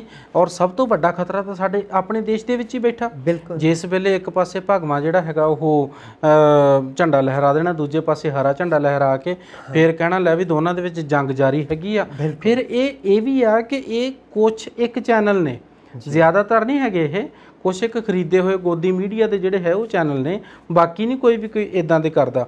ਫਿਰ ਸਾਡਾ ਸੋਸ਼ਲ ਮੀਡੀਆ ਆ ਗਿਆ, ਇਹਦੇ ਵਿੱਚ ਜਿੰਨੇ ਵੀ ਚੈਨਲਸ ਬਣੇ ਹੋਏ ਨੇ ਉਹਨਾਂ ਚੈਨਲਸ ਦੇ ਉੱਤੇ ਨਾ ਆਪਣੇ ਆਪਣੇ ਤਰੀਕੇ ਨਾਲ ਇੱਕ ਟ੍ਰੈਂਡ ਚਲਾਇਆ ਜਾ ਰਿਹਾ। ਜੇ ਕੋਈ ਸਿੱਖ ਹੈ ਤਾਂ ਸਿੱਖਾਂ ਦਾ, ਜੇ ਕੋਈ ਹਿੰਦੂਆਂ ਦਾ, ਮਤਲਬ ਆਪਣਾ ਜਿਹੜਾ ਇੱਕ ਪ੍ਰੋਪੋਗੈਂਡਾ ਚਲਾ ਰਹੇ ਨੇ। ਸੋ ਜੇ ਮੈਂ ਇੱਥੇ ਖਾਸ ਤੌਰ ਦੇ ਉੱਤੇ ਨੂਪੁਰ ਸ਼ਰਮਾ ਦੀ ਉਦਾਹਰਨ ਦੇ ਕੇ ਮੈਂ ਕਹਾਂ, ਤੇ ਕੀ ਤੁਹਾਨੂੰ ਲੱਗਦਾ ਵੀ ਸਾਡੇ ਸਮਾਜ ਨੂੰ, ਸਾਡੇ ਭਾਰਤ ਨੂੰ, ਜਿਹੜਾ ਅਨੇਕਤਾ 'ਚ ਏਕਤਾ ਦਾ ਪ੍ਰਤੀਕ ਹੈ, ਉਹਨੂੰ ਸਭ ਤੋਂ ਵੱਡਾ ਖਤਰਾ ਮੀਡੀਆ ਤੋਂ ਆ? ਬਿਲਕੁਲ, ਜਿਹੜਾ ਦੇਖੋ ਜਿਹੜਾ ਮੀਡੀਆ ਵਿਕਿਆ ਹੋਇਆ ਮੀਡੀਆ ਆ, ਹਾਂਜੀ, ਜਿਹੜੀ ਯੈਲੋ ਜਰਨਲਿਜ਼ਮ ਆ, ਹਨਾ। ਹਾਂਜੀ, ਅੱਗੇ ਅਖਬਾਰਾਂ 'ਚ ਇਸ਼ਤਿਹਾਰ ਹੁੰਦੇ ਸੀ, ਹੁਣ ਇੱਕ ਪੂਰਾ ਸਫਾ ਖਬਰਾਂ ਦਾ ਹੁੰਦਾ, ਪਰ ਉਹ ਪੇਡ ਹੁੰਦਾ, ਹਨਾ ਜੀ। ਜਦੋਂ ਵੀ ਚੋਣਾਂ ਆਉਂਦੀਆਂ, ਹਾਂਜੀ, ਤੁਸੀਂ ਵੀ ਅਖਬਾਰ ਦੇ ਡੈਸਕ ਤੇ ਕੰਮ ਕੀਤਾ ਜੀ, ਮੈਂ ਤਾਂ ਉਮਰੇ ਹੀ ਲੰਘ ਗਈ ਆ, ਹਨਾ। ਭਈ ਵੱਖ-ਵੱਖ ਅਖਬਾਰਾਂ ਦੇ ਭਈ ਉਹ ਜਿਹੜਾ ਇਸ਼ਤਿਹਾਰ ਵੱਖਰੇ ਹੁੰਦੇ ਨੇ ਜੀ, ਖਬਰਾਂ ਜਿਹੜੀਆਂ ਪ੍ਰੋਜੈਕਟਡ ਨਿਊਜ਼ ਵੱਖਰੀਆਂ ਲੱਗਦੀਆਂ, ਉਹ ਪੂਰੇ ਦਾ ਪੂਰਾ ਪੇਜ ਹੀ ਲੱਗ ਜਾਂਦਾ ਜੋ ਉਹ ਚਾਹੁੰਦੇ ਹੁੰਦੇ ਆ, ਹਨਾ ਜੀ। ਜਿਹੜੇ ਲੀਡਰ ਨੇ ਤਾਂ ਉਹ ਕਹਿੰਦੇ ਜੀ ਇਹ 'ਚੋਂ ਕੱਟਣੀ ਵੱਢਣੀ ਨਹੀਂ, ਕੱਟਣੀ ਵੱਢਣੀ ਕਿਉਂ ਨਹੀਂ? ਪਏ ਇਹ ਪੇਡ ਖਬਰਾਂ ਹੈਗੀਆਂ, ਹਨਾ, ਪੇਡ ਖਬਰਾਂ। ਇਹ ਇੱਕ ਅੱਧੀ ਅਖਬਾਰ ਨੇ ਪਿਰਤ ਪਾਈ, ਹੁਣ ਸਾਰੇ ਇੱਦਾਂ ਕਰਦੇ ਆ, ਪਹਿਲੇ ਹੀ ਸੌਦੇ ਹੋ ਜਾਂਦੇ ਆ, ਉੱਕਾ ਪੁੱਕਾ ਹੀ ਪਈ, ਇੰਨੇ ਲੱਖ ਲੈਣਾ ਜਾਂ ਇੰਨਾ ਪੈਸੇ ਲੈਣੇ ਆ ਤੇ ਤੁਹਾਡੀਆਂ ਖਬਰਾਂ ਲੱਗੀ ਜਾਣਗੀਆਂ। ਰੋਜ਼ ਜਿੱਥੇ 10 ਪਿੰਡਾਂ ਦੇ ਵਿੱਚ ਗਰਦੌਰੀ ਕਰਕੇ ਆਉਂਦੇ ਆ ਲੀਡਰ, ਉਹ 10 ਪਿੰਡਾਂ ਦੀ ਰਿਪੋਰਟ ਜਿਹੜੀ ਸਵੇਰੇ ਲੱਗੀ ਹੁੰਦੀ ਆ। ਕਿੰਨਾ ਖਤਰਨਾਕ ਹੈ ਖਬਰਾਂ ਦਾ। ਫਿਰ ਉਹ ਕਹਿਣਗੇ ਵੀ ਕੈਪਸ਼ਨਾਂ ਜਿਹੜੀਆਂ ਫੋਟੋਆਂ ਦੀਆਂ ਵੀ ਸਾਰਿਆਂ ਦੇ ਜੀ ਨਾਂ ਪਾਓ ਜੀ, ਇੱਕ ਕੈਪਸ਼ਨ ਤੇ 2 ਨਾਂ ਆ ਜਾਣਗੇ, 4 ਨਾਂ ਆ ਜਾਣਗੇ, 10 ਨਾਂ ਤਾਂ ਉਦਾਂ ਹੀ ਆਊਟ ਲੱਗਦੇ ਆ ਜੀ, ਠੀਕ ਹੈ। ਸੋ ਉਹ ਜਿਹੜਾ ਮੀਡੀਆ ਆ, ਜਿਹੜਾ ਜੈਲੋ ਜਰਨਲਿਜ਼ਮ ਕਰਦੇ ਨੇ, ਜਾਂ ਜਿਹੜਾ ਪ੍ਰੋਜੈਕਸ਼ਨ ਹੈਗੀ, ਪ੍ਰੋਜੈਕਸ਼ਨ ਕਰੋ ਤੁਸੀਂ, ਪ੍ਰਾਪੇਗੈਂਡਾ ਕਰੋ ਆਪਣੀ ਪਾਰਟੀ ਦਾ, ਆਪਣੇ ਧਰਮ ਦਾ, ਆਪਣੇ ਅਕੀਦੇ ਦਾ, ਜਿਹੜਾ ਆ ਉਹਦੀ ਪ੍ਰੋਜੈਕਸ਼ਨ ਦਾ ਸਾਨੂੰ ਸਾਰਿਆਂ ਨੂੰ ਹੱਕ ਆ, ਠੀਕ ਆ। ਅਸੀਂ ਆਜ਼ਾਦ ਮੁਲਕ ਦੇ ਵਿੱਚ ਵਸਦੇ ਹਾਂ, ਮੀਡੀਆ ਨੂੰ ਇੰਨੀ ਆਜ਼ਾਦੀ ਆ, ਪਰ ਉਹ ਜਿਹੜਾ ਵਿਕ ਕੇ ਤੁਸੀਂ ਇੱਕ ਧਿਰ ਦੀ ਹੀ ਤੂਤੀ ਵਜਾਉਣੀ, ਇੱਕ ਧਿਰ ਦਾ ਡੋਰੂ ਖੜਕਾਉਣਾ, ਦੂਸਰਿਆਂ ਨੂੰ ਨਖਿੱਧ ਸਿੱਧ ਕਰਨਾ ਜੀ, ਉਹ ਫਿਰ ਜਿਹੜਾ ਆ ਭੜਕਾਹਟ ਪੈਦਾ ਕਰਨੀ, ਤੁਸੀਂ ਦੇਖੋ ਵੀ ਗੱਲਬਾਤ ਕਰਦੇ ਇਦਾਂ ਲੱਗਦੇ ਹੁੰਦੇ ਆ ਵੀ ਇਹ ਵਿਚਾਰ ਵਟਾਂਦਰਾ ਨਹੀਂ ਹੋ ਰਿਹਾ, ਹਾਂ ਲੜ ਪੈਣਗੇ ਜਾਂ ਲੜ ਰਹੇ ਆ, ਹਨਾ। ਉਹ ਤਾਂ ਬੰਦਾ ਜਿਹੜਾ ਹੈਗਾ ਜੇ ਕਿਤੇ ਉਹਦਾ ਬਲੱਡ ਪ੍ਰੈਸ਼ਰ ਘੱਟ ਹੋਵੇ, ਘਟਦਾ ਹੋਵੇ, ਉਹ ਤਾਂ ਲੈ ਦੱਸੋ, ਉਹ ਤਾਂ ਟੀਵੀ ਸ਼ਾਮ ਦਾ ਦੇਖ ਲਵੇ, ਖਬਰਾਂ ਦੇਖ ਲਵੇ, ਉਹਦਾ ਬੀਪੀ ਜਿਹੜਾ ਉਹ ਠੀਕ ਹੋ ਜਾਣਾ। ਬਿਲਕੁਲ, ਉਹ ਤਾਂ ਇਦਾਂ ਲੱਗਦਾ ਹੁੰਦਾ ਵੀ ਜਿੱਦਾਂ ਇਹ ਕਿਤੇ ਹੁਣੇ ਕੈਮਰੇ ਦੇ ਵਿੱਚੋਂ ਬਾਹਰ ਆ ਕੇ ਬਦਤਮੀਜ਼ੀ ਕਰਦੇ ਇੱਕ ਦੂਸਰੇ ਨਾਲ ਗੱਲਾਂ ਬਾਤਾਂ 'ਚ, ਹਨਾ। ਹਾਂਜੀ, ਤੇ ਉਹ ਕੋਈ ਸ਼ਿਸ਼ਟਾਚਾਰ ਨਾਂ ਦੀ ਚੀਜ਼ ਹੀ ਨਹੀਂ ਮੈਨੂੰ ਲੱਗਦਾ ਹੁੰਦਾ, ਵੱਡੇ ਛੋਟੇ ਦਾ ਵੀ ਉਹ ਖਿਆਲ ਨਹੀਂ ਕਰਦੇ, ਹਨਾ। ਜਦੋਂ ਗੱਲਬਾਤ ਤੁਸੀਂ ਦੇਖੋ ਕਰਦੇ ਕਦੀ, ਔਰ ਹੁੰਦੇ ਸਾਰੇ ਸਕਾਲਰ ਆ, ਆਪਣੇ ਆਪ ਨੂੰ ਕਹਿੰਦੇ, ਉਹ ਨਾਮ ਨਿਹਾਦ ਵਿਦਵਾਨ ਹੁੰਦੇ ਆ ਮੇਰੇ ਚਾਚੇ, ਹੈ ਨਾ। ਭਈ ਉਹ ਬਸ ਉਹ ਸਕਾਲਰ ਸੋ ਕਾਲਡ ਹੀ ਹੁੰਦੇ ਆ, ਹਨਾ ਗਗਨ ਜੀ। ਉਹ ਬਸ ਐ ਆ ਭਈ ਦੇਖੋ, ਜੇ ਸਾਡੇ ਜਰਨਲਿਸਟ ਦੇ, ਆਪਾਂ ਜਿਹੜੇ ਮੀਡੀਆ ਨਾਲ ਤਾਲੁਕ ਰੱਖਣ ਵਾਲੇ ਲੋਕ ਆ, ਜੇ ਸਾਡੇ ਸਿਰਾਂ 'ਚ ਜਾਲੇ ਹੋਣਗੇ ਧਰਮ ਦੇ, ਜਾਤਾਂ ਦੇ, ਫਿਰਕਾ ਪ੍ਰਸਤੀ ਦੇ, ਕੁਨਬਾ ਪਰਬਰੀ ਦੇ, ਤਾਂ ਫਿਰ ਆਪਾਂ ਲੋਕਾਂ ਨੂੰ ਕੀ ਸੇਧ ਦੇਵਾਂਗੇ? ਫਿਰ ਆਪਣੇ ਦਰਸ਼ਕਾਂ ਨੂੰ, ਆਪਣੇ ਸਰੋਤਿਆਂ ਨੂੰ ਆਪਾਂ ਕੀ ਦੱਸਾਂਗੇ?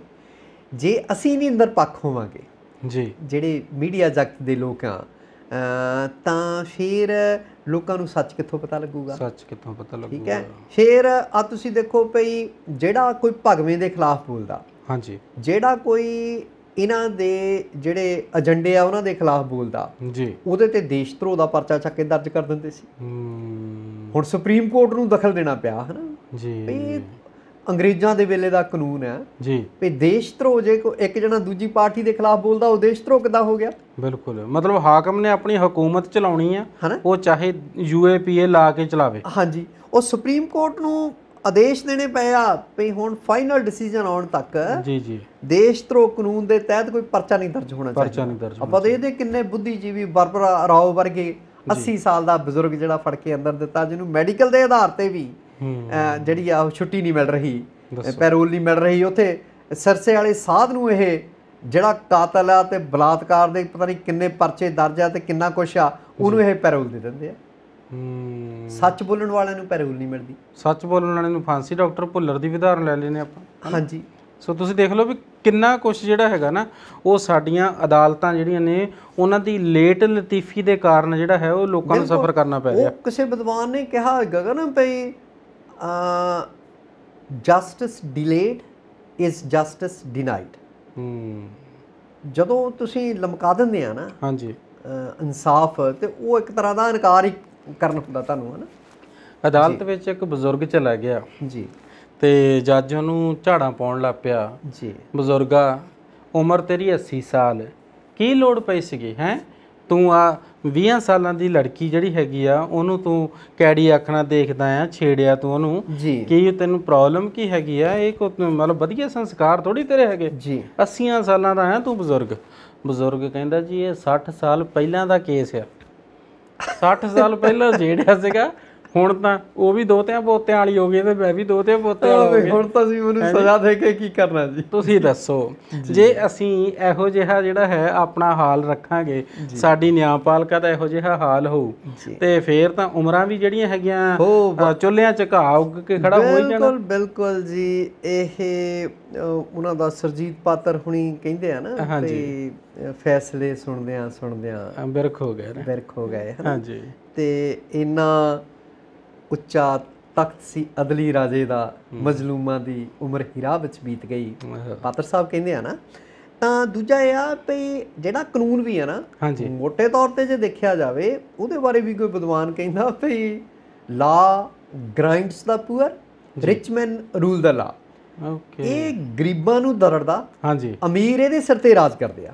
ਕਹਿਣ ਦਾ ਮਤਲਬ ਆ, ਜੇ ਇੱਕ ਮੈਂ ਲਾਈਨ ਦੇ ਵਿੱਚ ਇਹਨੂੰ ਨਿਬੇੜਨਾ ਹੋਵੇ ਵੀ ਭਾਈ ਡਾਕਟਰ ਹੁੰਦੇ ਆ ਅਮੀਰਾਂ ਦੇ, ਬਿਲਕੁਲ, ਗਰੀਬਾਂ ਦਾ ਤਾਂ ਰੱਬ ਹੀ ਹੁੰਦਾ, ਰੱਬ ਹੀ ਹੁੰਦਾ। ਬਿਲਕੁਲ, ਗੱਲ ਤਾਂ ਉੱਥੇ ਹੀ ਆ ਜਾਂਦੀ ਆ ਬਈ ਜਿੰਨਾ ਚਿਰ ਤਕੜਿਆਂ ਦਾ 27-20 100 ਹੋਈ ਜਾਣਾ ਨਾ, ਇਹਦੇ ਵਿੱਚ ਤੁਹਾਡਾ ਨਾਂ ਵੀ ਆ ਗਿਆ। ਹਾਂਜੀ ਜੀ ਜੀ, ਤੁਸੀਂ ਸ਼ਰਾਰਤ ਕਰ ਜਾਂਦੇ ਕਿਤੇ ਕਿਤੇ। ਤੇ ਚਲੋ ਆਪਾਂ ਬਾਹਰ ਤਕੜਿਆਂ ਦਾ ਵੀ ਤੁਸੀਂ ਆ ਦੇਖੋ ਭਈ, ਯਾਰ ਤਕੜਿਆਂ ਦੀ ਗੱਲ ਆਪਾਂ ਕਰਦੇ ਆ। ਹਾਂਜੀ, ਆ ਤੁਸੀਂ ਦੇਖੋ ਵੀ ਹਾਕਮ ਧਿਰਾਂ ਦੀਆਂ ਬੱਸਾਂ, ਹਾਂਜੀ, ਦਿੱਲੀ ਨੂੰ ਚੱਲਦੀਆਂ ਸੀ ਜੀ, ਤੇ ਕਿੰਨੇ ਸਾਲ ਹੋ ਗਏ ਚੱਲਦੀਆਂ ਨੂੰ, ਹੈ। ਉਹਦੇ ਚ ਮੋਟੇ ਤੌਰ ਤੇ ਆਪਾਂ ਆਰਬਿਟ ਦੀ ਗੱਲ ਕਰ ਲਈਏ, ਬਾਦਲਾਂ ਦੀ ਬੱਸ ਆ ਹਾਂ, ਕਿੰਨੀਆਂ ਬੱਸਾਂ ਜਲੰਧਰ ਇੰਡੋ ਕੈਨੇਡੀਅਨ ਵੀ ਕਹਿੰਦੇ ਉਹਨਾਂ ਨੇ ਖਰੀਦ ਲਈ, ਅੱਧੀਆਂ ਤਾਂ ਪੰਜਾਬ ਦੀ ਟਰਾਂਸਪੋਰਟ ਹੀ ਖਰੀਦ ਕੇ ਘਰ ਬਾਹਰ ਦਿੱਤੇ ਲੋਕ ਵਿਹਲੇ ਕਰਕੇ, ਹੈ ਨਾ। ਹੁਣ ਉਹਨਾਂ ਦੀਆਂ ਬੱਸਾਂ ਨੂੰ ਤਾਂ ਦਿੱਲੀ ਕੋਈ ਨਹੀਂ ਸੀ ਡੱਕਦਾ, ਦਿੱਲੀ ਤੱਕ ਜਾਂਦੀਆਂ ਨੂੰ, ਬਿਲਕੁਲ ਠੀਕ ਹੈ। ਤੇ ਪੰਜਾਬ ਰੋਡਵੇ ਦੀਆਂ ਬੱਸਾਂ ਨੂੰ ਅੱਡੇ ਦੇ ਲਾਗੇ ਵੀ ਨਹੀਂ ਸੀ ਫੜਕਣ ਦਿੰਦੇ, ਦੱਸੋ। ਫਿਰ ਜਿਹੜੀ ਤੁਸੀਂ ਆਪਾਂ ਪਹਿਲਾਂ ਗੱਲ ਕੀਤੀ ਨਾ ਮਾਨ ਸਰਕਾਰ ਵਾਲੀ, ਵੀ ਹਰ ਕੰਮ ਉਹਨਾਂ ਦੀ ਸਲਾਹ ਨਾ ਕਰਦੇ ਕੇਜਰੀਵਾਲ ਸਾਹਿਬ ਦੇ, ਜੀ ਪੰਜਾਬ ਸਰਕਾਰ ਨੇ ਰੌਲਾ ਰੱਪਾ ਪਾਇਆ, ਰਾਜਾ ਵੜਿੰਗ ਹੁਣੀ ਰੌਲਾ ਪਾਉਂਦੇ ਰਹੇ ਆ, ਤੁਹਾਨੂੰ ਆਪਾਂ ਦੇਖਦੇ ਹਾਂ, ਅੱਧੀ ਰਾਤ ਨੂੰ ਫੜਦੇ ਰਹੇ ਆ, ਜਾਇਜ਼ ਨਜਾਇਜ਼ ਚੱਲਦੀਆਂ ਬਿਨਾਂ ਪਰਮਿਟ ਤੋਂ, ਉਹ ਵੀ ਦਿੱਲੀ ਫਿਰਦੀਆਂ। ਹਾਂਜੀ। ਤੇ ਹੁਣ ਪੰਜਾਬ ਸਰਕਾਰ ਦੀਆਂ ਬੱਸਾਂ ਨੂੰ ਹਰੀ ਝੰਡੀ ਮਿਲ ਰਹੀ ਆ 15 ਤਰੀਕ ਨੂੰ, ਸੁੱਖ ਨਾਲ ਆਪਣੇ ਜਲੰਧਰ ਤੋਂ ਹੀ ਜੀ ਕੇਜਰੀਵਾਲ ਸਾਹਿਬ ਵੀ ਆ ਰਹੇ ਆ, ਭਗਵੰਤ ਮਾਨ ਹੁਣੀ ਚੇਚੇ ਆ ਰਹੇ ਆ। ਅੱਛਾ ਜੀ। ਇਹ ਬਈ ਕੀ ਵਰਤਾਰਾ ਆ ਇਹ? ਉਦੋਂ ਕਾਨੂੰਨੀ ਅੜਚਣਾ ਸੀ, ਹੁਣ ਉਹ ਕਾਨੂੰਨੀ ਅੜਚਣਾ ਮਤਲਬ 3-4 ਮਹੀਨਿਆਂ 'ਚ ਠੀਕ ਹੋ ਗਈਆਂ। ਇਹ ਕਿਤੇ ਮੈਨੂੰ ਲੱਗਦਾ ਆ ਵੀ ਜਿੱਦਾਂ ਹੁਣ ਕਹਿੰਦੇ ਆ ਵੀ PRTC ਦੀਆਂ ਵੀ ਚੱਲਣਗੀਆਂ ਜੀ, ਵੋਲਵੋ ਬੱਸਾਂ ਵੀ ਚੱਲਣਗੀਆਂ ਹਾਲ ਦੀ ਘੜੀ, ਜਿਹੜੀਆਂ ਵੋਲਵੋ ਮਤਲਬ ਬਿਲਕੁਲ ਵੈਲ ਇਕੁਇਪਡ ਜਿਹੜੀਆਂ ਆ ਜੀ। ਤੇ ਜਿੱਦਾਂ ਹੁਣ ਬਾਦਲਾਂ ਦੀ ਬੱਸ ਤੋਂ 2500 ਰੁਪਈਆ ਜਲੰਧਰੋਂ ਲੈਂਦੀ ਦਿੱਲੀ ਦਾ 에ਅਰਪੋਰਟ ਦਾ, ਇਹ 800 ਕੁਛ ਰੁਪਈਏ, ਜਾਣੀ ਕਿ ਤੀਜਾ ਹਿੱਸਾ ਕਿਰਾਇਆ ਲੱਗੂਗਾ। ਦੇਖੋ ਲੋਕਾਂ ਨੂੰ ਤਾਂ ਰਾਹਤ ਮਿਲੂਗੀ, ਪਰ ਇਹ ਰਾਹਤ ਪਹਿਲਾਂ 10 ਸਾਲ ਕਿਉਂ ਨਹੀਂ ਮਿਲੀ? ਵੀ ਉਹ ਇਹ ਗੱਲ ਸੋਚੋ, ਕਾਂਗਰਸ ਵੇਲੇ ਕਿਉਂ ਨਹੀਂ ਦਿੱਤੀ ਇਹ ਰਾਹਤ ਦਿੱਲੀ ਸਰਕਾਰ ਨੇ? ਆ ਤੁਸੀਂ ਕਾਂਗਰਸ ਦੀ ਗੱਲ ਛੇੜ ਲਈ, ਮੈਂ ਨਾਲ ਐਡ ਇੱਕ ਛੋਟੀ ਜਿਹੀ ਗੱਲ ਕਰ ਹੀ ਦਿਆਂ ਵੀ ਕੈਪਟਨ ਸਾਹਿਬ ਹੁਣੀ ਔਰਤਾਂ ਦਾ ਕਿਰਾਇਆ ਮਾਫ ਜਲਦਬਾਜ਼ੀ ਵਿੱਚ ਕਰ ਦਿੱਤਾ ਸੀ ਉਦੋਂ, ਜੀ ਉਹਦੇ ਕੋਲ ਨਤੀਜੇ ਸਾਰਥਕ ਆ ਜਾਂ ਫਿਰ ਉਹ ਵੀ ਅਜੇ? ਦੇਖੋ ਉਹ ਤਾਂ ਗਰੀਬ ਗੁਰਬਿਆਂ ਨੂੰ ਤਾਂ, ਹੁਣ ਤੁਸੀਂ ਦੇਖੋ ਆਪਾਂ ਪਿੰਡਾਂ ਵਾਲੇ ਸ਼ਹਿਰਾਂ ਨੂੰ ਆਉਣਾ ਹੋਵੇ ਔਰਤਾਂ ਨੇ, ਹਾਂਜੀ, ਤੇ ਕਈ ਵਾਰੀ ਮੁਸ਼ਕਲ ਹੋ ਜਾਂਦੀ ਆ ਜੀ ਜੀ, ਕਿਰਾਇਆ ਵੀ ਨਹੀਂ ਹੁੰਦਾ ਵਿਚਾਰੇ ਕਈ ਘਰਾਂ ਦੇ ਵਿੱਚ, ਹਨਾ, ਹਾਂਜੀ, ਦੁੱਖ ਸੁੱਖ ਨਹੀਂ ਆਉਣਾ ਜਾਣਾ ਪੈਂਦਾ ਹੈਗਾ। ਇੱਕ ਤਰ੍ਹਾਂ ਨਾਲ ਤਾਂ ਉਹ ਚੰਗਾ ਹੀ ਸੀਗਾ ਜੀ, ਪਰ ਇਹ ਵੀ ਪਿੱਛੇ ਜਿਹਾ ਅਫਵਾਹ ਉਡੀ ਸੀਗੀ ਵੀ ਸ਼ਾਇਦ ਆਪ ਸਰਕਾਰ ਉਹ ਬੰਦ ਕਰ ਰਹੀ ਆ ਜੀ। ਫਿਰ ਉਹ ਇਹਨਾਂ ਦੇ ਮੰਤਰੀ ਨੇ ਜਿਹੜੇ ਟਰਾਂਸਪੋਰਟ ਵਾਲੇ, ਉਹਨਾਂ ਨੇ ਇਦਾਂ ਦਾ ਕੋਈ ਬਿਆਨ ਵੀ ਦਿੱਤਾ ਵੀ ਨਹੀਂ ਇਹ ਐਵੇਂ ਅਫਵਾਹ ਹੀ ਆ, ਇਦਾਂ ਦੀ ਕੋਈ ਗੱਲ ਨਹੀਂ ਹੈਗੀ। ਗੱਲ ਦੇਖ ਲਓ ਵੀ ਫੈਸਲਾ ਕਰਕੇ ਮੁੜ ਕੇ ਫਿਰ ਤੀਰ ਵਾਪਸ ਜਿਹੜਾ ਹੈਗਾ, ਉਹ ਕਿਤੇ ਨਾ ਕਿਤੇ ਤਾਂ ਉਹ ਕਹਿੰਦੇ ਆ ਵੀ ਧੂੰਆਂ ਨਿਕਲਦਾ ਤਾਂ ਅੱਗ ਬਲੀ ਹੋਣੀ ਆ, ਸੋ ਗੱਲ ਤਾਂ ਕਿਤੇ ਨਾ ਕਿਤੇ ਹੋ ਸਕਦਾ ਇਦਾਂ ਦੀ ਤੁਰੀ ਹੋਵੇ ਵੀ ਇਹ ਵੀ ਬੰਦ ਕਰੋ ਬਈ। ਲਓ ਦੇਖੋ ਹੁਣ ਆਪਾਂ ਨਾ ਗੱਲਾਂ ਕਰਦੇ ਉਸੇ ਗੱਲ ਵੱਲ ਹੁਣ ਆਪਾਂ ਚੱਲ ਜਾਣਾ। ਇੱਕ ਨੁਕਤਾ ਆਪਾਂ ਬੋਲਿਆ ਸੀ ਨਾ, ਤੁਸੀਂ ਕਹਿੰਦੇ ਨਾ ਥੋੜੀ ਜਿਹੀ ਸ਼ਰਾਰਤ ਕਰ ਜਾਂਦੇ ਆ ਜੀ, ਤਕੜਿਆਂ ਦਾ ਸੱਤੀ ਵੀ ਹੀ 100 ਹੈ ਨਾ ਜੀ। ਤੇ ਨਰਿੰਦਰ ਸੱਤੀ ਜੀ, ਜਦੋਂ ਹੁਣ ਮੈਂ ਤਕੜਿਆਂ ਦੀ ਗੱਲ ਕਰਨੀ ਨਾ, ਤੇ ਪਤਾ ਨਹੀਂ ਕਿਉਂ ਦਿਮਾਗ ਵਿੱਚ ਨਾ ਵਲਾਦੀਮੀਰ ਪੁਤਿਨ ਦੀ ਗੱਲ ਆ ਜਾਂਦੀ ਹੈ ਨਾ ਜੀ। ਕਹਿੰਦੇ ਵੀ ਜੇ ਕੋਈ ਤੁਹਾਡੇ ਨਾਲ ਲੜਾਈ ਕਰੇ ਤਾਂ ਪਹਿਲਾਂ ਮੁੱਕਾ ਆਪ ਮਾਰੋ ਜੀ, ਹੈ ਨਾ। ਉਹ ਮੁੱਕਾ ਯੂਕਰੇਨ ਤੇ ਇਹਨਾਂ ਨੇ ਹੁਣ ਮਾਰ ਤਾਂ ਦਿੱਤਾ, ਤੇ ਤਕਰੀਬਨ ਜਿਹੜੇ ਹੈਗੇ ਉਹ ਚੌਥੇ ਮਹੀਨੇ ਵਿੱਚ ਦਾਖਲ ਹੋ ਗਿਆ ਯੁੱਧ। ਬਿਲਕੁਲ। ਤੇ ਇਹਦੇ ਕੀ ਨਤੀਜੇ ਨਿਕਲਣਗੇ, ਕੀ ਇਹ ਪ੍ਰਭਾਵ ਕੀ ਛੱਡੂ ਦੁਨੀਆ ਉੱਤੇ? ਦੇਖੋ ਪਹਿਲੀ ਗੱਲ ਤਾਂ ਇਹ ਆ ਵੀ ਇਹ ਜਿਹੜੇ ਮੁਲਕ ਦਮਗਜੇ ਮਾਰਦੇ ਸੀਗੇ, ਹਾਂਜੀ, ਯੂਕਰੇਨ ਦੇ ਨਾਲ ਆ ਜੀ ਜੀ, ਹਥਿਆਰ ਦੇਵਾਂਗੇ, ਪੈਸਾ ਦੇਵਾਂਗੇ, ਹਥਿਆਰ ਦੇਣਾ ਉਹਦੇ ਪੈਸੇ ਲੈਣਗੇ ਉਹਨਾਂ ਤੋਂ, ਬਿਲਕੁਲ, ਧਨ ਦੇਣਗੇ ਉਹਦਾ ਵਿਆਜ ਸਮੇਤ ਮੋੜਨਗੇ, ਦਾਨ ਤਾਂ ਦੇਣਾ ਨਹੀਂ ਜੀ, ਠੀਕ ਹੈ। ਆਪਣੇ ਹਥਿਆਰ ਵੇਚਣਗੇ, ਚਾਹੇ ਉਸ ਮੁਲਕ ਨੂੰ 20 ਸਾਲ ਲੱਗਣ ਚਾਹੇ 50 ਸਾਲ ਲੱਗਣ। ਹਾਂ, ਪਰ ਯੂਰਪ ਤਾਂ ਮੈਨੂੰ ਲੱਗਦਾ ਵੀ ਕਿਸੇ ਹੱਦ ਤੱਕ ਰੂਸ ਦੇ ਖਿਲਾਫ ਪਾਬੰਦੀਆਂ ਵੀ ਲਾ ਰਿਹਾ, ਲਾਈਆਂ ਵੀ ਆ, ਹਾਂਜੀ। ਉਹਨਾਂ ਦੀ ਜਿਹੜੀ ਤੇਲ ਦੀ ਦਰਾਮਦ ਆ ਇਹਨਾਂ ਮੁਲਕਾਂ ਨੂੰ ਜੀ, ਉਹ ਵੀ ਉਹਨਾਂ ਨੇ ਨੇੜੇ ਤੇੜੇ ਲੈ ਗਿਆ, ਕਿਉਂਕਿ ਹੰਗਰੀ ਵਰਗਿਆਂ ਦਾ, ਪੋਲੈਂਡ ਵਰਗਿਆਂ ਦਾ ਗੁਜ਼ਾਰਾ ਨਹੀਂ, ਉੱਥੇ ਥੋੜੀ ਵੱਧ ਰਹੂਗੀ, ਬਾਕੀ ਜਿਹੜੇ ਆ ਉਹ ਘਟਾ ਰਹੇ ਆ, ਹੈ ਨਾ ਜੀ। ਤਾਂ ਹੋਰ ਕਿਸਮ ਦੀਆਂ ਪਾਬੰਦੀਆਂ ਵੀ ਲਾਈਆਂ। ਪਿਛਲੇ ਦਿਨੀ ਰੂਸ ਵਾਲਿਆਂ ਨੇ ਕਿਤੇ ਜਾਣਾ ਸੀ ਤਾਂ ਉਹ ਹਵਾਈ ਜਿਹੜੀ ਪਾਬੰਦੀ ਆ ਜੀ ਜੀ ਜੀ, ਵੀ ਇਹਨਾਂ ਖੇਤਰਾਂ 'ਚੋਂ ਲੰਘ ਸਕਦੇ ਉਹਨਾਂ ਦੇ ਜਹਾਜ਼, ਉਹਦੇ ਕਰਕੇ ਉਹਨਾਂ ਦੇ ਵਿਦੇਸ਼ ਮੰਤਰੀ ਕਿਤੇ ਜਾ ਨਹੀਂ ਸਕੇ, ਹੈ ਨਾ, ਯੂਰਪ ਵਾਲੇ ਪਾਸੇ ਨੂੰ। ਬਿਲਕੁਲ। ਤਾਂ ਪਰ ਅਮਰੀਕਾ ਨੂੰ ਜਿੰਨਾ ਸਾਥ ਦੇਣਾ ਚਾਹੀਦਾ ਸੀਗਾ, ਭਾਰਤ ਨਾਲ ਵੀ ਥੋੜਾ ਜਿਹਾ ਔਖਾ ਫਿੱਕਾ ਜਾਂ ਅਮਰੀਕਾ ਦਾ ਰਵੱਈਆ ਰਿਹਾ ਵੀ ਅਸੀਂ ਕੋਈ ਸਪਸ਼ਟ ਸਟੈਂਡ ਨਹੀਂ ਲਿਆ, ਹੈ ਨਾ ਜੀ। ਸੋ ਉਹ ਜਿਹੜੀ ਅਮਰੀਕਾ ਦੀ ਥਾਣੇਦਾਰੀ ਵਾਲੀ ਗੱਲ ਆ, ਹਾਂਜੀ, ਉਹਨੂੰ ਤਾਂ ਐਂ ਲੱਗਦਾ ਵੀ ਰੂਸ ਨੇ ਠੱਲ ਪਾਤੀ ਆ ਜੀ। ਦੂਸਰਾ, ਰੂਸ ਦਾ ਹੁਣ ਤੱਕ ਦਾ ਰਿਕਾਰਡ ਆ ਵੀ ਕੋਈ ਦੇਸ਼ ਜਾਂ ਕੋਈ ਇਲਾਕਾ ਇਹਨਾਂ ਨੇ ਮੱਲਿਆ ਹੋਵੇ, ਹਾਂਜੀ, ਉਹ ਛੱਡਿਆ ਨਹੀਂ ਮੁੜ ਕੇ, ਠੀਕ ਹੈ। ਸੋ ਉਹ ਵੀ ਇੱਕ ਤਰ੍ਹਾਂ ਦਾ ਇੰਪੀਰੀਅਲਿਜ਼ਮ ਆ, ਸਾਮਰਾਜਵਾਦ ਹੀ ਆ ਵੀ ਦੂਸਰੇ ਮੁਲਕਾਂ ਨੂੰ ਹੜਪੋ ਜੀ, ਠੀਕ ਹੈ। ਤਾਂ ਪਹਿਲਾਂ ਜਿਹੜਾ ਅਰਸਟਵਾਈਲ USSR ਸੀਗਾ ਜੀ, union of socialist Soviet Republics, ਹੈ ਨਾ ਜੀ, ਉਹ ਟੁੱਟ ਗਿਆ। ਕਿੰਨੇ ਮੁਲਕ, 12-15 ਮੁਲਕ ਅੱਡ ਹੋ ਗਏ, ਹੈ ਨਾ ਜੀ। ਹੌਲੀ ਹੌਲੀ ਜਿਹੜੀ ਰੂਸ ਦੀ ਦਖਲਅੰਦਾਜ਼ੀ ਆ ਉਹਨਾਂ ਮੁਲਕਾਂ ਦੇ ਵਿੱਚ ਘਟੀ ਨਹੀਂ ਹੈ ਨਾ। ਯੂਕਰੇਨ ਵੀ ਪਹਿਲਾਂ ਰੂਸ ਦਾ ਹਿੱਸਾ ਸੀਗਾ ਜੀ।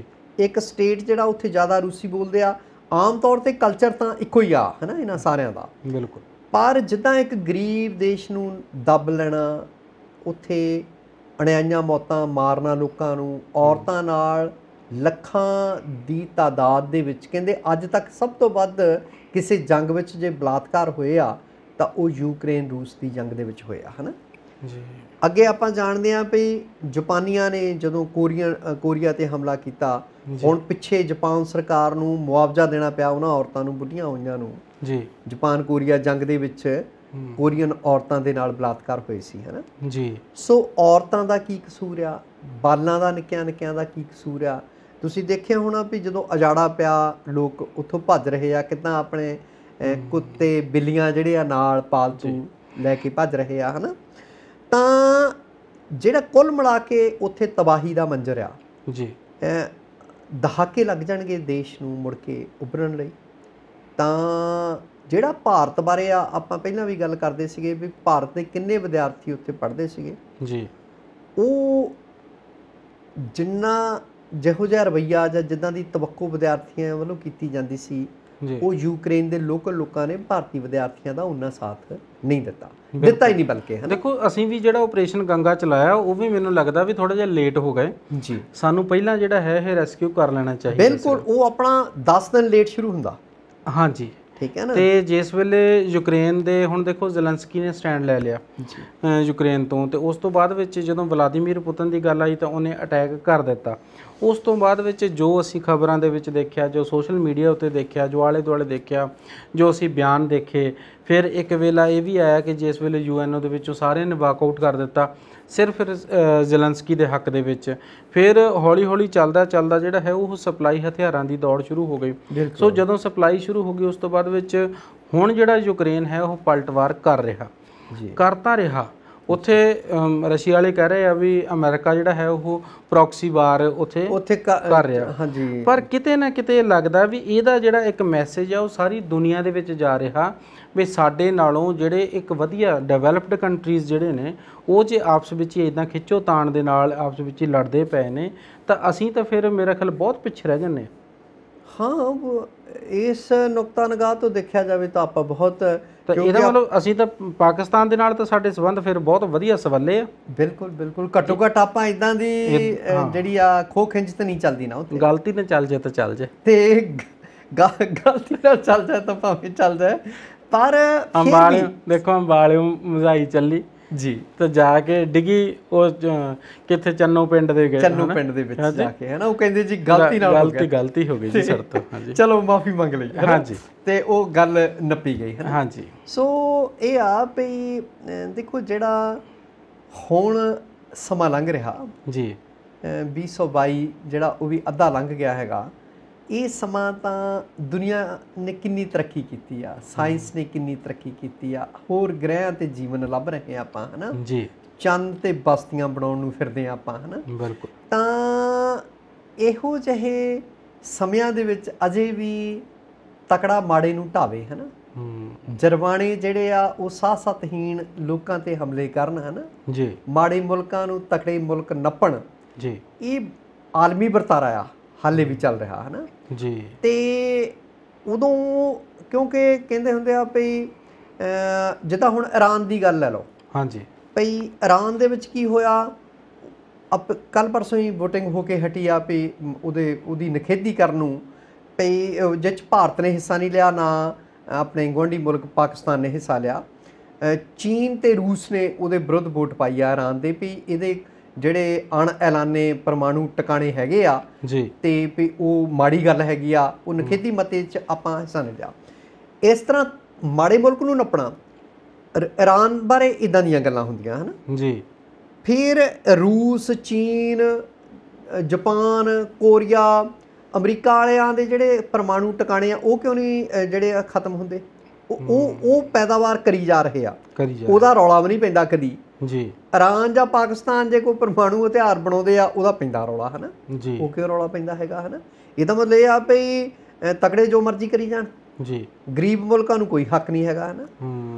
ਭਾਰਤ ਕਿਉਂਕਿ ਐਸ ਸੱਚ ਸਮਰੱਥ ਮੁਲਕ ਆ, ਸਹਿਜੇ ਕਿਤੇ ਕੋਈ ਪੰਗਾ ਲੈਣ ਦੀ ਵੀ ਨਹੀਂ ਸੋਚਦਾ। ਆਪਣਾ ਦੇਸ਼ ਇੰਨਾ ਵਿਸ਼ਾਲ ਹੈ, ਸਾਡੇ ਕੋਲ ਚਾਹੇ ਉਹ ਫੌਜੀ ਤਾਕਤ ਲੈ ਲਓ, ਚਾਹੇ ਜਿਹੜੀ ਉੱਦਾਂ ਨਫਰੀ ਲੈ ਲਓ। ਮੋਦੀ ਸਾਹਿਬ ਦਾ ਮੈਨੂੰ ਬਿਆਨ ਚੇਤੇ ਆ ਗਿਆ ਵੀ ਜਿਸ ਵੇਲੇ ਉਹਨੂੰ ਕਿਸੇ ਰਿਪੋਰਟਰ ਨੇ ਪੁੱਛਿਆ ਮੋਦੀ ਸਾਹਿਬ ਨੂੰ ਬਈ ਮੋਦੀ ਸਾਹਿਬ ਤੁਸੀਂ ਇਹ ਦੱਸੋ ਬਈ ਜੇ ਕਿਤੇ ਪਾਕਿਸਤਾਨ ਸਾਡੇ ਉੱਤੇ ਹਮਲਾ ਕਰਦਾ ਫਿਰ ਉਹਨਾਂ ਨੇ ਕਿਹਾ ਸੀਗਾ, ਕਹਿੰਦੇ ਵੀ ਆ ਜਿਹੜੇ ਆਪਾਂ ਆ ਹਥਿਆਰ ਰੱਖੇ ਹੈਗੇ ਆ ਪਰਮਾਣੂ ਇਹ ਕਿਤੇ ਦੀਵਾਲੀ ਤੇ ਚਲਾਉਣ ਨੂੰ ਥੋੜੀ ਰੱਖੇ ਆ। ਬਿਲਕੁਲ ਉਹਦੀ ਇਵਜ ਦੇ ਵਿੱਚ ਜਦੋਂ ਅਸੀਂ ਪਾਕਿਸਤਾਨ ਦੀ ਗੱਲ ਕਰਦੇ ਹਾਂ ਤੇ ਉਸੇ ਹੀ ਤਰਜ਼ ਦੇ ਆਧਾਰ ਦੇ ਉੱਤੇ ਇਮਰਾਨ ਖਾਨ ਨੇ ਫਿਰ ਜਵਾਬ ਦਿੱਤਾ ਸੀ ਵੀ ਅਸੀਂ ਸ਼ਬੇ ਰਾਤ ਨੂੰ ਚਲਾਉਣ ਵਾਸਤੇ ਥੋੜੀ ਰੱਖੇ ਹੈਗੇ ਆਪਣੇ ਹਥਿਆਰ, ਹੈ ਨਾ। ਸੋ ਕਿਤੇ ਨਾ ਕਿਤੇ ਇਹ ਦੋਨਾਂ ਦੇ ਵਿੱਚ ਇਹ ਤਕਰਾਰ। ਦੂਜੇ ਪਾਸੇ ਇੱਕ ਪਾਸੇ ਚੀਨ ਵੱਡਾ ਮੁਲਕ ਆ, ਦੂਸਰੇ ਪਾਸੇ ਤਾਈਵਾਨ ਇੱਕ ਛੋਟਾ ਜਿਹਾ ਮੁਲਕ ਹੈ। ਹਾਂਜੀ, ਚੀਨ ਦੱਬ ਕੇ ਰੱਖ ਰਿਹਾ ਹਾਂਜੀ। ਇਹ ਵੱਡਿਆਂ ਦੇਸ਼ਾਂ ਦਾ ਛੋਟਿਆਂ ਨੂੰ ਦਬਾਉਣਾ, ਚੱਕੀ ਹੋਏ ਲੰਬੜਾਂ ਦੀ ਥਾਣੇਦਾਰ ਦੇ ਬਰੋਬਰ ਬੋਲੇ, ਹੈ ਨਾ। ਸੋ ਬਹੁਤ ਇਹ ਹੁਣ ਜਿਹੜੇ ਦੇਸ਼ ਵੀ ਹੈਗੇ ਵੱਡੇ, ਜਿਵੇਂ ਚਾਈਨਾ ਵੀ ਹੋਇਆ, ਉਹ ਤਰਜ਼ ਕਿਹਦੀ ਉੱਤੇ ਤਾਂਗੜਦਾ ਆ, ਉਹ ਤਾਂਗੜਦਾ ਹੈਗਾ ਆ ਸਿਰਫ ਔਰ ਸਿਰਫ ਜਾਂ ਤਾਂ ਉਹ ਅਮਰੀਕਾ ਵੱਲਾਂ ਇੱਕ ਝਾਤ ਮਾਰ ਲੈਂਦਾ, ਦੂਜੇ ਪਾਸੇ ਉਹ ਰਸ਼ੀਆ ਵੱਲਾਂ ਕਰ ਲੈਂਦਾ, ਫਿਰ ਤੀਸਰੇ ਪਾਸੇ ਜਿਹੜਾ ਹੈ ਨਾਰਥ ਕੋਰੀਆ ਦੀ ਗੱਲ ਕਰ ਲੈਂਦੇ ਆਪਾਂ। ਤਾਨਾਸ਼ਾਹੀ ਉੱਥੇ ਹੈਗੀ ਆ, ਤਾਨਾਸ਼ਾਹੀ ਦੇ ਨਾਲ ਕੋਈ ਡਿਵੈਲਪਮੈਂਟ ਏਡੀ ਜ਼ਿਆਦਾ ਹੁੰਦੀ ਨਹੀਂ, ਪਰ ਹਥਿਆਰਾਂ ਦੀ ਦੌੜ ਪੂਰੀ ਹੈ ਜੀ।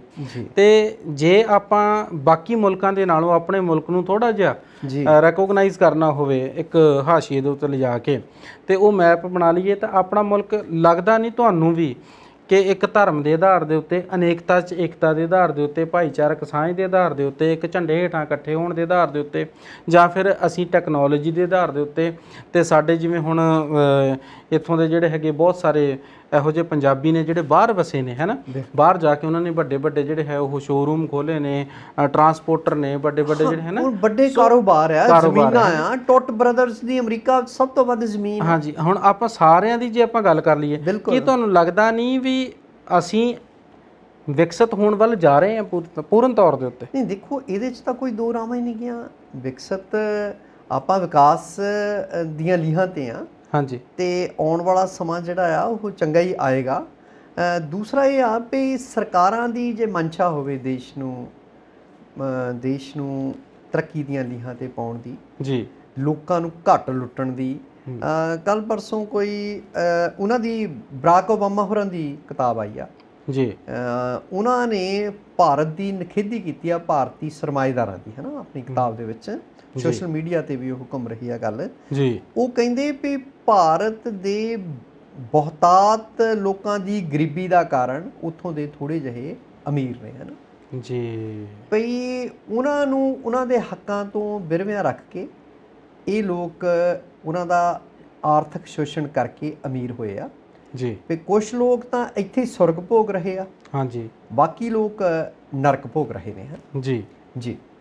ਤੇ ਜਦੋਂ ਅਸੀਂ ਗੱਲ ਕਰਦੇ ਹਾਂ ਆਲੇ ਦੁਆਲੇ ਦੀ, ਹੁਣ ਬਾਕੀ ਦੇਸ਼ਾਂ ਦੀ ਵੀ ਗੱਲ ਕਰ ਲਈ, ਆਪਣੀ ਵੀ ਕਰ ਲਈ, ਕੀ ਤੁਹਾਨੂੰ ਲੱਗਦਾ ਵੀ ਸਾਡਾ ਜਿਹੜਾ ਨੌਜਵਾਨ ਵਰਗ ਹੈਗਾ ਇਹ ਸੋਸ਼ਲ ਮੀਡੀਆ ਤੋਂ ਬਹੁਤ ਕੁਝ ਸਿੱਖ ਰਿਹਾ? ਕਿਉਂਕਿ ਹੁਣ ਨਾ ਆਪਾਂ ਸਮਾਂ ਵੀ ਦੇਖਣਾ, ਨਾਲ ਆਪਾਂ ਘੜੀਆਂ ਵੀ ਦੇਖਦੇ ਹਾਂ, ਪਰ ਘੜੀਆਂ ਦਾ ਦੌਰ ਜਿਹੜਾ ਹੈਗਾ ਨਾ ਸੱਤੀ ਸਾਹਿਬ ਅੱਜ ਕੱਲ੍ਹ ਖਤਮ ਹੁੰਦਾ ਜਾ ਰਿਹਾ। ਆਪਾਂ ਲਾ ਜ਼ਰੂਰ ਲਈਆਂ ਜੀ, ਉਹ ਪਤਾ ਨਹੀਂ ਪੰਜਾਬ ਮਿਲ USA TV ਦੇ ਸਾਡੇ ਜਿਹੜੇ ਦਰਸ਼ਕ ਆ, ਸ਼ਾਇਦ ਉਹਨਾਂ ਨੂੰ ਦਿਖਾਉਣ ਵਾਸਤੇ ਹੀ ਆਪਾਂ ਇੱਦਾਂ ਇੱਦਾਂ ਕਰੀ ਜਾਈਏ ਭਾਈ ਵੀ ਘੜੀ ਦਾ ਟਾਈਮ ਕਿੰਨਾ ਹੋਇਆ, ਪਰ ਟਾਈਮ ਆਪਾਂ ਦੇਖ ਮੋਬਾਈਲ ਤੋਂ ਵੀ ਸਕਦੇ। ਹੁਣ ਮੋਬਾਈਲਾਂ ਨੇ ਕਿੰਨਾ ਕੁ ਅਸਰ ਪਾ ਦਿੱਤਾ ਹੁਣ ਤੱਕ ਸਾਡੇ ਦੇਸ਼ ਦੇ ਉੱਤੇ? ਦੇਖੋ, ਕਿਤੇ ਕਿਤੇ ਤਾਂ ਲੱਗਦਾ ਵੀ ਜੀਓ ਦਾ ਜਿਹੜਾ ਇੰਟਰਨੈਟ ਆ ਨਾ, ਹਾਂਜੀ, ਪਿਓ ਜੀ ਬਹੁਤ ਸਸਤਾ ਹੋ ਗਿਆ ਜੀ ਜੀ, ਪਰ ਹੌਲੀ ਹੌਲੀ ਸਾਨੂੰ ਨਾ ਆਪਣੀ ਜਕੜ ਦੇ ਵਿੱਚ ਸੋਸ਼ਲ ਮੀਡੀਆ ਲੈ ਰਿਹਾ ਜੀ। ਹਾਲਾਂਕਿ ਮੋਬਾਈਲ ਦੇ ਨਾਲ ਤੁਹਾਨੂੰ ਅਲਾਰਮ ਲਾਉਣ ਦੀ ਲੋੜ ਨਹੀਂ, ਘੜੀ ਵੱਖਰਾ ਟਾਈਮ ਪੀਸ ਲੈਣ ਦੀ ਲੋੜ ਨਹੀਂ। ਅੱਗੇ ਕਲਾਕ ਹੁੰਦੇ ਸੀ ਅਲਾਰਮ ਵਾਲੇ, ਬਿਲਕੁਲ ਜੀ, ਘੜੀ ਦੀ ਲੋੜ ਨਹੀਂ ਤੁਹਾਨੂੰ, ਕੈਮਰੇ ਦੀ ਲੋੜ ਨਹੀਂ ਤੁਹਾਨੂੰ ਜੀ, ਈਵਨ ਟਾਰਚ ਦੀ ਲੋੜ ਨਹੀਂ ਤੁਹਾਨੂੰ, ਹਾਂਜੀ, ਠੀਕ ਹੈ, ਅਖਬਾਰ ਪੜ੍ਹਨ ਦੀ ਲੋੜ ਨਹੀਂ, ਉਹ ਤੁਸੀਂ ਨੈਟ ਤੇ ਦੇਖ ਸਕਦੇ ਆ, ਹੈ ਨਾ। ਤੁਹਾਡੀ ਜੇਬ 'ਚ ਡਾਇਰੀ ਵੀ ਹੁੰਦੀ ਸੀ ਛੋਟੀ ਜਿਹੀ, ਜਿੱਤੇ ਫੋਨ ਨੰਬਰ ਲਿਖੇ ਸੀ, ਉਹ ਡਾਇਰੀ ਜਿਹੜੀ ਆ ਹੁਣ ਤੁਸੀਂ ਇੱਕ ਨੋਟਬੁੱਕ ਮੋਬਾਈਲ 'ਚ ਹੀ ਹੁੰਦੀ ਆ, ਉੱਥੇ ਨੋਟ ਕਰ ਲਓ, ਠੀਕ ਹੈ। ਸੋ ਕਹਿਣ ਦਾ ਭਾਵ ਆ ਵੀ ਦੂਸਰੀ ਗੱਲ, ਸੋਸ਼ਲ ਮੀਡੀਆ ਤੋਂ ਅਸੀਂ ਬਹੁਤ ਕੁਝ ਸਿੱਖਦੇ ਆ, ਸਾਡੀ ਪਾਕਟ ਦੇ ਵਿੱਚ ਸਾਰਾ ਕੁਝ ਤੁਰਿਆ ਫਿਰਦਾ ਮੋਬਾਈਲ ਰਾਹੀਂ, ਹੈ ਨਾ ਜੀ, ਪਰ ਉੱਥੋਂ ਅਸੀਂ ਦੇਖਣਾ ਕੀ ਆ, ਕੀ ਅਸੀਂ ਨਹੀਂ ਦੇਖਣਾ, ਇਹ ਸਾਨੂੰ ਪਤਾ ਹੋਣਾ ਚਾਹੀਦਾ, ਹੈ ਨਾ। ਇਹ ਪਤਾ। ਦੂਜੀ ਗੱਲ ਇਹ ਪਈ, ਸੋਸ਼ਲ ਮੀਡੀਆ ਨੇ ਬਹੁਤ ਸਾਰੇ ਲੋਕਾਂ ਨੂੰ ਵਿਗਾੜਿਆ ਵੀ ਆ ਜੀ, ਬਹੁਤ ਸਾਰੇ ਲੋਕ ਸੋਸ਼ਲ ਮੀਡੀਆ ਦੇ ਸਿਰ ਤੇ ਅੱਗੇ ਵੀ ਆ ਗਏ ਜੀ। ਅੱਜ ਇਹ ਕਮਾਈ ਦਾ ਸਾਧਨ ਵੀ ਬਣਿਆ ਹੋਇਆ, ਬਿਲਕੁਲ, ਵੀ ਜੀ ਇੰਨੇ ਲਾਈਕਸ ਹੋ ਜਾਣ, ਕਿੰਨੇ ਆ ਕਹਿੰਦੇ ਹੁੰਦੇ ਆ ਵੀ 10,000 ਤੇ ਉਹ ਮੋਨੀਟਾਈਜ਼ ਹੋ ਜਾਂਦਾ ਤੁਹਾਡਾ ਚੈਨਲ, ਵਿਊਜ਼। ਹਾਂਜੀ, ਵਿਊਜ਼ ਜਿਹੜੇ ਆ ਹਨਾ, ਤੇ ਇੰਨੀ ਤੁਹਾਡੀ ਕੋਈ ਚੀਜ਼ ਨੂੰ ਕੋਈ ਦੇਖ ਲਵੇ ਹਨਾ ਜੀ। ਤੇ ਦੂਸਰੀ ਗੱਲ ਇਹ ਭਈ ਜਿਹੜਾ ਬੱਚੇ ਵਿਗੜ ਵੀ ਰਹੇ ਆ ਜੀ, ਸੋਸ਼ਲ ਮੀਡੀਆ ਤੁਹਾਨੂੰ ਆਪਣੀ ਗ੍ਰਿਫਤ ਵਿੱਚ ਵੀ ਲੈ ਰਿਹਾ। ਪਿੱਛੇ ਇੱਕ ਫਿਲਮ ਬਣੀ ਸੀ ਨਾ ਸੋਸ਼ਲ ਡਾਇਲੇਮਾ, ਜਿਹੜਾ ਉਹ ਦੱਸਦਾ ਵੀ ਕਿੱਦਾਂ ਤੁਹਾਨੂੰ ਸੋਸ਼ਲ ਮੀਡੀਆ ਬਿਮਾਰ ਕਰ ਰਿਹਾ ਆਪਣੇ ਸਰੀਰਕ ਤੇ ਮਾਨਸਿਕ ਤੌਰ ਤੇ, ਕਿੱਦਾਂ ਆਪਣੀ ਗ੍ਰਿਫਤ ਵਿੱਚ ਲੈ ਰਿਹਾ, ਕਿੱਦਾਂ ਤੁਹਾਡਾ ਸਮਾਂ ਖਾ ਰਿਹਾ। ਪਰਸੋਂ ਗੱਲਾਂ ਮੈਂ ਨਾ ਤਾਂ ਕਰਕੇ ਗੱਲ ਕੀਤੀ ਸੀ ਤੁਹਾਡੇ ਨਾਲ, ਮੈਂ ਕਿਹਾ ਤੁਸੀਂ ਗੱਲ ਉੱਥੇ ਲੈ ਆਓਗੇ। ਪਰਸੋਂ ਮੈਨੂੰ ਫੋਨ ਆਇਆ ਬਾਹਰੋਂ ਜੀ, ਹਾਂਜੀ, ਉਥੋਂ ਪਤਾ ਨਹੀਂ ਇੰਗਲੈਂਡ ਦਾ ਨੰਬਰ ਸੀ ਕਿ ਕੈਨੇਡਾ ਦਾ ਸੀਗਾ ਜੀ, ਤੇ ਕਹਿੰਦੇ ਭਾਈ ਵੀ ਮੈਂ ਨਾ ਥੋੜੀ ਦੇਰ ਤੱਕ ਆਉਣਾ ਆ, 5-7 ਦਿਨਾਂ ਤੱਕ, ਤੇ ਮੈਂ ਇੱਥੇ ਨਾ ਤੁਹਾਡੇ ਅਕਾਊਂਟ ਦੇ ਵਿੱਚ ਆ ਕੇ ਤੇ ਜਮ੍ਹਾਂ ਕਰਾ ਦੂੰਗਾ 10 ਲੱਖ ਰੁਪਈਆ। ਹਾਂਜੀ ਹਾਂਜੀ। ਤੇ ਇੱਥੇ ਸਾਡੇ ਨਾ ਰਿਸ਼ਤੇਦਾਰ ਆ, ਤਾਂ ਉਹਨੂੰ ਜਾ ਕੇ ਤੇ 2 ਲੱਖ ਰੁਪਈਆ ਫੜਾਇਆ ਜੀ, ਤੇ ਮੇਰੇ ਕੋਲ ਹੈ ਨਹੀਂ ਸੀ ਪੈਸੇ, ਮੈਂ ਤਾਂ ਨਹੀਂ ਦੇਣ ਜਾ ਸਕਿਆ ਜੀ। ਉਹ ਆਪਾਂ ਉਹ ਗੱਲ ਕਰ ਹੀ ਲੈਂਦੇ ਮਾੜੀ ਜਿਹੀ ਵੀ ਇਦਾਂ ਦੀਆਂ ਅੱਜ ਕੱਲ ਜਾਲੀ ਕਾਲਸ ਆ ਰਹੀਆਂ। ਅੱਛਾ, ਫਰਾਡ ਸੀ। ਹਾਂ, ਉਹ ਫਰਾਡ ਹੈ। ਅੱਛਾ ਜੀ। ਉਹ ਜਿਹੜੇ ਵਿਦਿਆਰਥੀ ਖਾਸ ਕਰਕੇ ਪੜ੍ਹ ਰਹੇ ਆ ਬਾਹਰ, ਉਹਨਾਂ ਦੇ ਮਾਪਿਆਂ ਨੂੰ ਜਾਂ ਉਹਨਾਂ ਦੇ ਰਿਸ਼ਤੇਦਾਰਾਂ ਨੂੰ ਇਦਾਂ ਦੀਆਂ ਵੀ ਤੁਹਾਡਾ ਬੱਚਾ ਸੰਕਟ ਵਿੱਚ ਆ, ਇੰਨੇ ਪੈਸੇ ਖਾਤੇ 'ਚ ਪਾਓ ਤੇ ਹੁਣੀ ਅਸੀਂ ਇਦਾਂ ਨਹੀਂ ਇਦਾਂ ਕਰ ਦੇਵਾਂਗੇ, ਹੈ ਨਾ। ਹਾਂਜੀ। ਸੋ ਉਹ ਬਹੁਤੀਆਂ ਫਰਾਡ ਕਾਲਸ ਆ। ਜੇ ਕੋਈ ਇਦਾਂ ਦੀ ਕਾਲ ਆਉਂਦੀ ਵੀ ਆ ਨਾ ਭਾਈ ਵਿਦੇਸ਼ ਤੋਂ ਕਿਸੇ ਨੰਬਰ ਤੋਂ, ਤਾਂ ਉਹ ਪੂਰੀ ਤਰ੍ਹਾਂ ਦਰਿਆਫਤ ਕਰ ਲਓ, ਉਹਦੀ ਛਾਣਬੀਣ ਕਰੋ ਤੇ ਅੱਖਾਂ ਮੀਟ ਕੇ ਕਿਸੇ ਨੂੰ ਪੈਸੇ ਨਹੀਂ ਦੇਣੇ, ਕਿਸੇ ਦੇ ਖਾਤੇ ਵਿੱਚ ਨਹੀਂ ਪਾਉਣੇ। ਉਹ ਆਪਾਂ ਆਪਣੇ ਪੰਜਾਬ ਮੇਲ USA TV ਦੇ ਮਾਧਿਅਮ ਰਾਹੀਂ ਵੀ ਆਪਣੇ ਦਰਸ਼ਕਾਂ ਨੂੰ ਸੁਚੇਤ ਕਰਨਾ ਚਾਹੁੰਦੇ ਆ ਵੀ ਆਪਣੇ ਰਿਸ਼ਤੇਦਾਰਾਂ ਨੂੰ ਇੱਥੇ ਵੀ ਉੱਥੇ ਵੀ, ਵਿਦੇਸ਼ਾਂ 'ਚ ਵੀ ਦੇਸ਼ 'ਚ ਵੀ, ਇਸ ਗੱਲ ਤੋਂ ਆਗਾਹ ਕਰ ਦਿੱਤਾ ਜਾਵੇ, ਚੌਕਸ ਕਰ ਦਿੱਤਾ ਜਾਵੇ ਵੀ ਇਸ ਤਰ੍ਹਾਂ ਦੀਆਂ ਜਿਹੜੀਆਂ ਕਾਲਾਂ ਨੇ ਉਹ 100% ਹੀ ਅੱਜ ਕੱਲ੍ਹ ਜਾਲੀ ਆ, ਫੇਕ ਹੈ, ਤੇ ਉਹਨਾਂ ਤੇ ਯਕੀਨ ਨਾ ਕੀਤਾ ਜਾਵੇ। ਕਿਸੇ ਨੂੰ ਬਿਨਾਂ ਸੋਚੇ ਸਮਝੇ ਕਿਸੇ ਦੇ ਖਾਤੇ 'ਚ ਪੈਸੇ ਪਾਉਣ ਦੀ ਲੋੜ ਨਹੀਂ। ਅੱਛਾ, ਤੁਸੀਂ ਦੇਖ ਲਓ ਵੀ ਇੱਧਰੋਂ ਜਦੋਂ ਨਾ ਉਧਰੋਂ ਕਾਲ ਜਿਹੜੀ ਹੈਗੀ ਆ ਉਹ ਇੱਕ ਆਉਂਦੀ ਆ ਇੱਧਰ ਸਾਡੇ ਇੰਡੀਆ ਦੇ ਵਿੱਚ ਪਰਿਵਾਰ ਨੂੰ, ਕਹਿੰਦੇ ਆ ਵੀ ਤੁਹਾਡਾ ਜਿਹੜਾ ਮੁੰਡਾ ਹੈ ਨਾ ਉਹ ਇੱਥੇ ਸਮੈਕ ਵੇਚਦਾ ਫੜਿਆ ਗਿਆ, ਤੇ ਮੈਂ ਥਾਣੇ ਤੋਂ ਗੱਲ ਕਰ ਰਿਹਾ, ਥਾਣੇਦਾਰ ਆ ਮੈਂ, ਤੇ ਤੁਸੀਂ ਇਦਾਂ ਕਰੋ ਵੀ ਤੁਸੀਂ ਇੰਨੇ ਪੈਸੇ ਜਿਹੜੇ ਹੈਗੇ ਉਹ, ਤੇ ਉਹਨੂੰ ਆਪਣੇ ਮੁੰਡੇ ਨੂੰ ਕਾਲ ਕਰਕੇ ਨਾ ਪੁੱਛਿਓ, ਤੁਹਾਡੀ ਕਾਲ ਟਰੇਸ ਹੋ ਜਾਣੀ ਆ। ਤੇ ਜੇ ਹੁਣ ਤੁਸੀਂ ਦੇਖੋ ਇੱਥੇ ਆਉਂਦੀ ਆ ਉਹ ਕਾਲ ਦਿਨ ਵੇਲੇ, ਉਧਰ ਹੁੰਦੀ ਆ ਰਾਤ। ਸਾਡੇ ਜਿਹੜੇ ਬੱਚੇ ਨੇ ਉਹ ਮੋਬਾਈਲ ਆਫ ਕਰਕੇ ਜਾਂ ਫਿਰ ਉਹ ਸਾਇਲੈਂਟ ਤੇ ਹੁੰਦਾ ਹੈ। ਜੇ ਬਾਈ ਚਾਂਸ ਅਸੀਂ ਕਨਫਰਮੇਸ਼ਨ ਵਾਸਤੇ ਉਧਰ ਕਾਲ ਕਰਨੀ ਵੀ ਹੋਵੇ, ਸਾਡੇ ਬੱਚੇ ਨਹੀਂ ਚੁੱਕਦੇ, ਤੇ ਉਹਦਾ ਜਿਹੜਾ ਹੈਗਾ ਖਮਿਆਜ਼ਾ ਫਿਰ ਇਦਾਂ ਵੀ ਇਧਰ ਡਰ, ਹਨਾ। ਬਿਲਕੁਲ ਬਿਲਕੁਲ। ਹਾਂ, ਡਰ ਲੱਗਦਾ ਵੀ ਸਾਡੇ ਬੱਚੇ ਹੋਣ ਦੀ ਲੋੜ ਆ, ਹਨਾ, ਚੌਕਸ ਹੋਣ ਦੀ ਲੋੜ ਹੈ ਨਾ। ਸੋ ਮੈਨੂੰ ਲੱਗਦਾ ਵੀ ਹੁਣ ਆਪਾਂ ਸਮਾਂ ਹੋ ਗਿਆ, ਸਮੇਂ ਨੇ ਸਾਨੂੰ ਚੌਕਸ ਕਰ ਦੇਣਾ। ਬਿਲਕੁਲ ਬਿਲਕੁਲ। ਵਕਤ ਤੋਂ ਬੇਵਕਤ ਹੋਏ ਤਾਂ ਸੱਤੀ ਸਾਹਿਬ ਵਕਤ ਨੇ ਵਕਤ ਪਾ ਕੇ ਛੱਡਣਾ। ਬਿਲਕੁਲ। ਇਹਦੇ ਨਾਲੋਂ ਚੰਗਾ ਆ ਵੀ ਆਪਾਂ ਵਕਤ ਸਿਰ ਹੀ ਸਾਰੇ ਕੰਮ ਜਿਹੜੇ ਕਹਿੰਦੇ ਨਾ ਵੀ ਤਾਲੋਂ ਖੁੱਥੀ ਡੂਮਣੀ ਗਾਵੇ ਤਾਂ ਆਲ ਪਤਾ। ਲਓ, ਸੋ ਹੁਣ ਅਸੀਂ ਦਰਸ਼ਕਾਂ ਦੇ ਕੋਲੋਂ ਇਜਾਜ਼ਤ ਚਾਹੁੰਦੇ ਹਾਂ, ਕਿਉਂਕਿ ਸਮਾਂ ਜਿਹੜਾ ਹੈਗਾ ਹੋਰ ਇਜਾਜ਼ਤ ਸਾਨੂੰ ਨਹੀਂ ਦੇ ਰਿਹਾ, ਤੇ ਮੈਨੂੰ ਲੱਗਦਾ ਵੀ ਆਪਾਂ ਨੂੰ ਆਗਿਆ ਲੈ ਲੈਣੀ ਚਾਹੀਦੀ। ਹੁਣ ਆਪਾਂ ਚੱਲੀਏ ਜੀ। ਸਤਿ ਸ਼੍ਰੀ ਅਕਾਲ। ਸਤਿ ਸ਼੍ਰੀ ਅਕਾਲ।